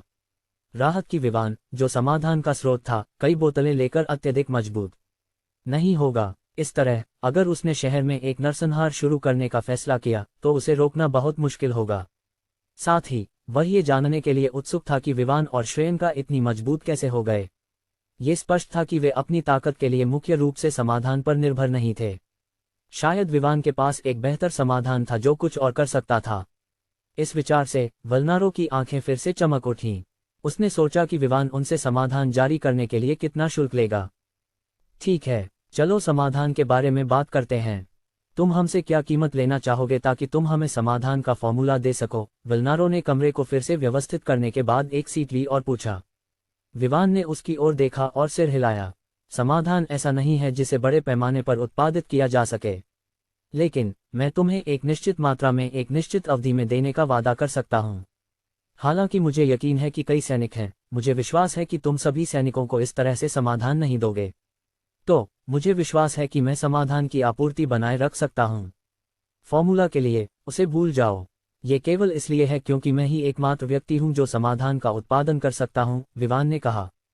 फिर भी हालांकि वल्नारो ने सिर हिलाया, उसने निश्चित रूप से विवान की बात पर विश्वास नहीं किया। ये कैसे संभव था? ऐसा नहीं था कि समाधान को बनाने के लिए किसी सुपरपावर की आवश्यकता थी, है ना? जहां तक बड़े पैमाने पर उत्पादन का सवाल था, वह सहमत हो सकता था। आखिरकार ऐसा स्वर्गीय समाधान कुछ ऐसा नहीं था जिसे आसानी से उत्पादित किया जा सके, वह मानता था। अब कीमत के बारे में, पहली चीज जो मैं तुमसे चाहूंगा वह ये होगी कि मुझे आग्नेयास्त्रों तक पहुंचने की अनुमति मिले, विवान ने अपनी पहली शर्त बताई। आग्नेयास्त्र, ये काफी मुश्किल है, वल्नारो ने अपनी आंखें संकुचित करते हुए कहा। अगर ये पहले होता जब उसने नहीं जाना था कि विवान के पास एक ऐसा समाधान है जो लोगों को मजबूत बना सकता है, तो वह आसानी से शर्तों पर सहमत हो जाता। लेकिन अब चीजें पूरी तरह से अलग थीं। विवान का बंदूकें प्राप्त करना एक विशेष बल बनाने की अनुमति देने के समान था। न केवल उनकी ताकत शीर्ष स्तर की होगी, बल्कि उनके पास ऐसे हथियार भी होंगे जो उनकी ताकत को बढ़ाएंगे। जैसे कि वह समाधान का नियंत्रण रखता था, ये स्पष्ट था कि वह आसानी से लिविंगस्टोन के स्तर के सैनिकों की एक बड़ी सेना बना सकता था। चोटों के कारण युद्धभूमि से बाहर निकलने वाले सैनिकों के मामले में वह इसके लिए भरपाई कर सकता था। नए लोगों के लिए उन्हें प्रशिक्षित किया जा सकता था। कुछ वर्षों के अंत में विवान के पास एक बड़ी सेना हो सकती थी जो देश के खिलाफ प्रतिस्पर्धा कर सकती थी। और हालांकि विवान ने अभी तक यह नहीं दिखाया था कि वह अजीमा के खिलाफ है, कौन जानता है कि क्या वह भविष्य में अपना मन बदल देगा। ये कितना मुश्किल है। तुम जानते हो कि शरीर को मजबूत करने वाले समाधान का मूल्य क्या है। तो तुम जानते हो कि आग्नेयास्त्रों की अनुमति देना निश्चित रूप से समाधान के लिए भुगतान करने के लिए पर्याप्त नहीं है, विवान ने कहा। तुम्हें पता होना चाहिए कि मैं केवल अपनी सुरक्षा गार्डों में से कुछ को आग्नेयास्त्रों का उपयोग करने की अनुमति प्राप्त कर रहा हूं, और उन्हें प्राप्त करने की कीमत मैं ही चुकाने वाला हूं। मैं एक बहुत महत्वाकांक्षी व्यक्ति हूं। मैं देश में कुछ उद्योगों पर एकाधिकार करने की योजना बना रहा हूं। इसलिए मुझे व्यापार की दुनिया के हर कोने से दुश्मनों का सामना करना पड़ेगा। और अगर मुझे कोई दुश्मन मिलता है जो मेरे होटल पर हमले की तरह के तरीके का उपयोग करता है, जिसमें मेरे कई ग्राहक और स्टाफ मारे जाते हैं, तो ये कुछ ऐसा है जिसे मैं सहन नहीं करूंगा। इसलिए मेरे व्यवसायों की सुरक्षा बढ़ाना मेरे लिए बेहतर होगा, विवान ने निष्कर्ष निकाला।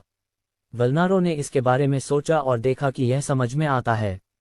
यहां तक कि वह खुद जानता था कि विवान सही था। लेकिन किसी ऐसे व्यक्ति को रखने में हमेशा एक जोखिम होता है जो देश के लिए खतरा बन सकता है। यह नहीं था कि उसने ये नहीं कहा कि वह उनका दुश्मन होगा, लेकिन हमेशा एक जोखिम होता है। वे सभी अंततः इंसान थे। लंबे विचार करने के बाद वल्नारो ने विवान की ओर देखा और पूछा, तुम्हारे अधीन जो लोग समाधान प्राप्त कर रहे हैं या पहले ही प्राप्त कर चुके हैं, उनके बारे में मैं जानना चाहता हूँ। क्या उनमें से कई हैं? विवान ने वल्नारो की चिंताओं को समझ लिया। उसने हंसते हुए कहा, तुम्हें पता होना चाहिए कि मैं बेवकूफ़ नहीं हूँ। मैं निश्चित रूप से समाधान किसी भी व्यक्ति को नहीं दूंगा जो मेरे लिए काम करना चाहता है। स्पष्ट करने के लिए, केवल कुछ लोग हैं जिन्होंने समाधान प्राप्त किया है या इसके अस्तित्व के बारे में जानते हैं, और उनमें से सभी को इस तरह से विशेष रूप से चुना गया है कि यह विश्वास किया जाता है कि वे अपनी ताकत का उपयोग घृणित कार्यों के लिए नहीं करेंगे। आखिरकार, मैं खुद नहीं चाहूंगा कि कोई मुझे धोखा दे, इसलिए तुम्हें पता होना चाहिए कि जो हथियार मैं प्राप्त करने जा रहा हूं, वही नियम उन पर भी लागू होंगे। इसका मतलब है कि केवल कुछ ही उन्हें प्राप्त करेंगे, विवान ने कहा। वल्नारो ने समझ में सिर हिलाया। ये किसी ऐसे व्यक्ति की अपेक्षा थी जो कई बाजारों पर एकाधिकार करने की महत्वाकांक्षा रखता हो। लिविंगस्टोन दूसरी ओर प्रभावित हुआ। उसने विवान से मुलाकात की थी, लेकिन जिस दिन उन्होंने मुलाकात की, उसी दिन उसने उसे वह समाधान दिया जिसने उसकी जिंदगी बदल दी। क्या ये संभव है कि वह वल्नारो से झूठ बोल रहा था? लेकिन ये कुछ ऐसा था जिस पर उसने खुद संदेह किया। जैसे ही उसने अपने बारे में सोचा, वह एक ऐसा व्यक्ति था जिसके पास नैतिकता थी, और जिन 5 लोगों को उसने लाया था, वे सभी उसके जैसे थे। जब उसने उस पल के बारे में सोचा जब विवान ने कहा था कि वह लाने वाले लोग अस्वीकृत हो सकते हैं, तो उसने गहराई से सोचा। फिर उसने श्रेयंका की ओर देखा और कुछ महसूस किया। वे दोनों श्रेयंका से मिलने से पहले मिले थे। इसके अलावा, विवान ने पिछले दिन कहा था कि उन्हें समाधान प्राप्त करने से पहले श्रेयंका से मिलना होगा। इसलिए, हालांकि वह इसके बारे में अभी भी निश्चित नहीं था, उसने सोचा कि श्रेयंका में उनकी चरित्र को देखने की कुछ क्षमता हो सकती है। अब तक तुम्हारे पास कितने हैं? वल्नारो ने पूछा। बहुत नहीं, मेरे पास केवल 225 लोग हैं जो विशेष टीम का हिस्सा हैं और जिन्हें हथियारों की आवश्यकता है, विवान ने निस्संकोच उत्तर दिया। वल्नारो, उपकप्तान, बहुत नहीं, मेरे पास केवल 225 लोग हैं जो विशेष टीम का हिस्सा हैं और जिन्हें हथियारों की आवश्यकता है, विवान ने निसंकोच उत्तर दिया। वल्नारो, उपकप्तान। वल्नारो ने विवान की दुनिया के दृष्टिकोण पर संदेह करना शुरू कर दिया। अगर ये कुछ 200 रुपये जैसा होता, तो ये वास्तव में कुछ छोटा होता और इसे किसी ऐसे व्यक्ति के लिए बड़ा नहीं माना जा सकता था जो आसानी से हजारों रुपये खर्च कर सकता था। लेकिन यही अवधारणा सैनिकों पर लागू नहीं होती। यहाँ प्रत्येक सैनिक के पास बहुत सारी ताकत थी जो शरीर को मजबूत करने वाले समाधान के कारण बढ़ी हुई थी। और अब विवान चाहता था कि उनके पास बंदूकें हों। ये एक बाग पर पंख लगाने के समान था। इसलिए, हालांकि 225 पुरुषों की संख्या छोटी लगती थी, ये वास्तव में छोटी नहीं थी।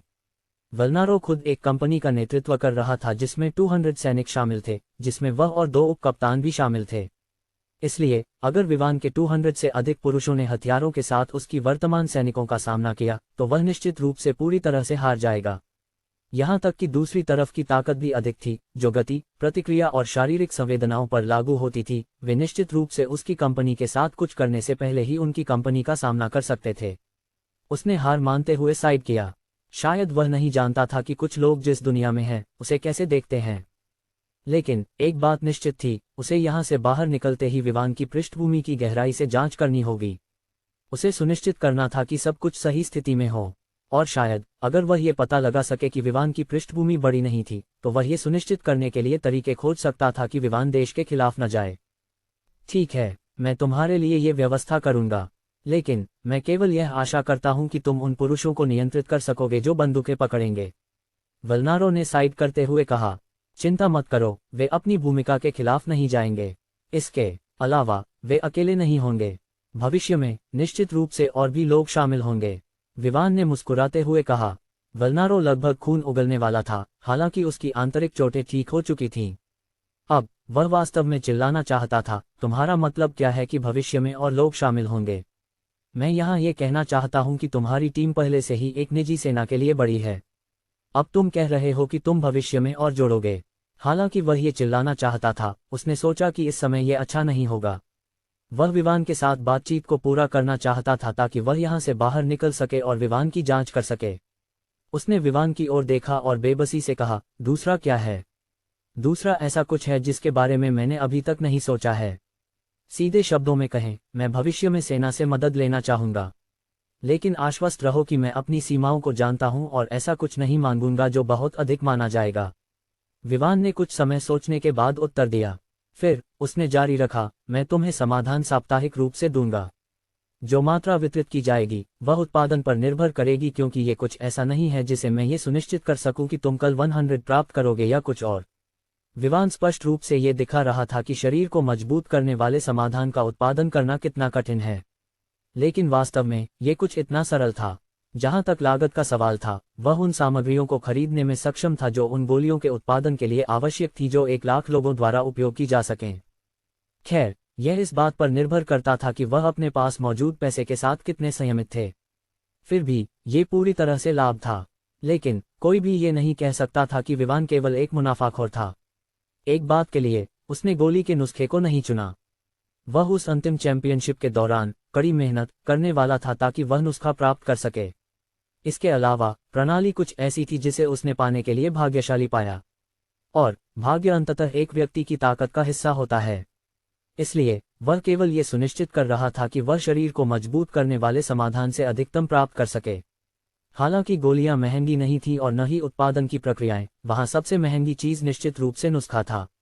ये सुनकर कि विवान ने अभी तक उनसे कुछ मांगने के बारे में नहीं सोचा था, वल्नारो के होंठ एक पल के लिए कांप गए। उसे पता था कि विवान का एक एहसान लेना निश्चित रूप से कुछ महंगा होगा, लेकिन जब उसने सोचा कि वे क्या प्राप्त कर रहे हैं, तो ये स्पष्ट था कि शरीर को मजबूत करने वाला समाधान भी उतना ही महंगा था।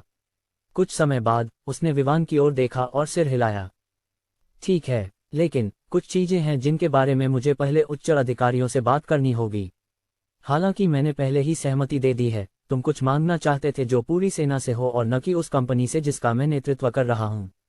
जहां तक बंदूकों का सवाल है, वह कुछ ऐसा है जिसे मैं तुम्हारे लिए संभाल सकता हूं। विवान ने उत्तर में सिर हिलाया। उसे पता था कि उसकी मांग निश्चित रूप से कुछ ऐसा नहीं था जिसे एक कप्तान मंजूर कर सकता था। अंततः वह पूरे देश की सेना से एक अनुरोध करने जा रहा था। जिस कारण से वह ऐसा कर सकता था, या उसने सोचा कि ऐसा होना चाहिए, ये था कि उसका शरीर को मजबूत करने वाला समाधान पूरे देश के सैनिकों द्वारा उपयोग किया जा सकता था। हालांकि शरीर को मजबूत करने वाले समाधान की आपूर्ति के तरीके के बारे में कुछ प्रतिबंध होंगे, ये पूरे देश के सैनिकों को उनका उपयोग करने से नहीं रोकेगा। फिर से वह निश्चित था कि कुछ लोग समाधान का उपयोग अपने व्यक्तिगत लाभ के लिए करेंगे। यही कारण था कि वह ये दिखा रहा था कि वितरित किए जाने वाले समाधानों की संख्या केवल छोटी होगी। ठीक है, अब जब हम एक समझौते पर पहुंच गए हैं, तो मुझे लगता है कि मैं यहां से बाहर निकल सकता हूं और होटल पर हमले के मुद्दे की जांच कर सकता हूं। वल्नारो ने बोलते हुए अपने पैरों पर खड़ा हो गया। विवान ने भी खड़े होकर सिर हिलाया। फिर उसने कुछ सोचा और कहा, कप्तान, मैं कुछ मांगना चाहता हूं। जब तुम पाओ कि कोई ऐसा था जिसने 14 को होटल पहुंचाने में मदद की, तो कृपया मुझे इसके बारे में सूचित करें। वल्नारो इसकी उम्मीद कर रहा था क्योंकि विवान ने पहले ही इसका उल्लेख किया था। हालांकि उसे पता था कि ये कुछ ऐसा था जिसे उसे विवान जैसे नागरिक को नहीं बताना चाहिए। उसने तय किया कि वह इसे एक अपवाद बना देगा। तुम्हारा वादा है? जैसे ही हमें कुछ संदिग्ध लगता है, मैं तुम्हें इसके बारे में बताऊंगा, वल्नारो ने कहा। इस बार उसने ये नहीं बताया कि अगर वह पाया गया तो अपराधी को मारने के बारे में कुछ भी नहीं कहा। उसे पता था कि विवान इस बात से नाराज था कि उसका होटल हमला हुआ था, इसलिए वह निश्चित रूप से कुछ ऐसा करेगा जो कानून को अपने रास्ते पर चलने देने से परे होगा।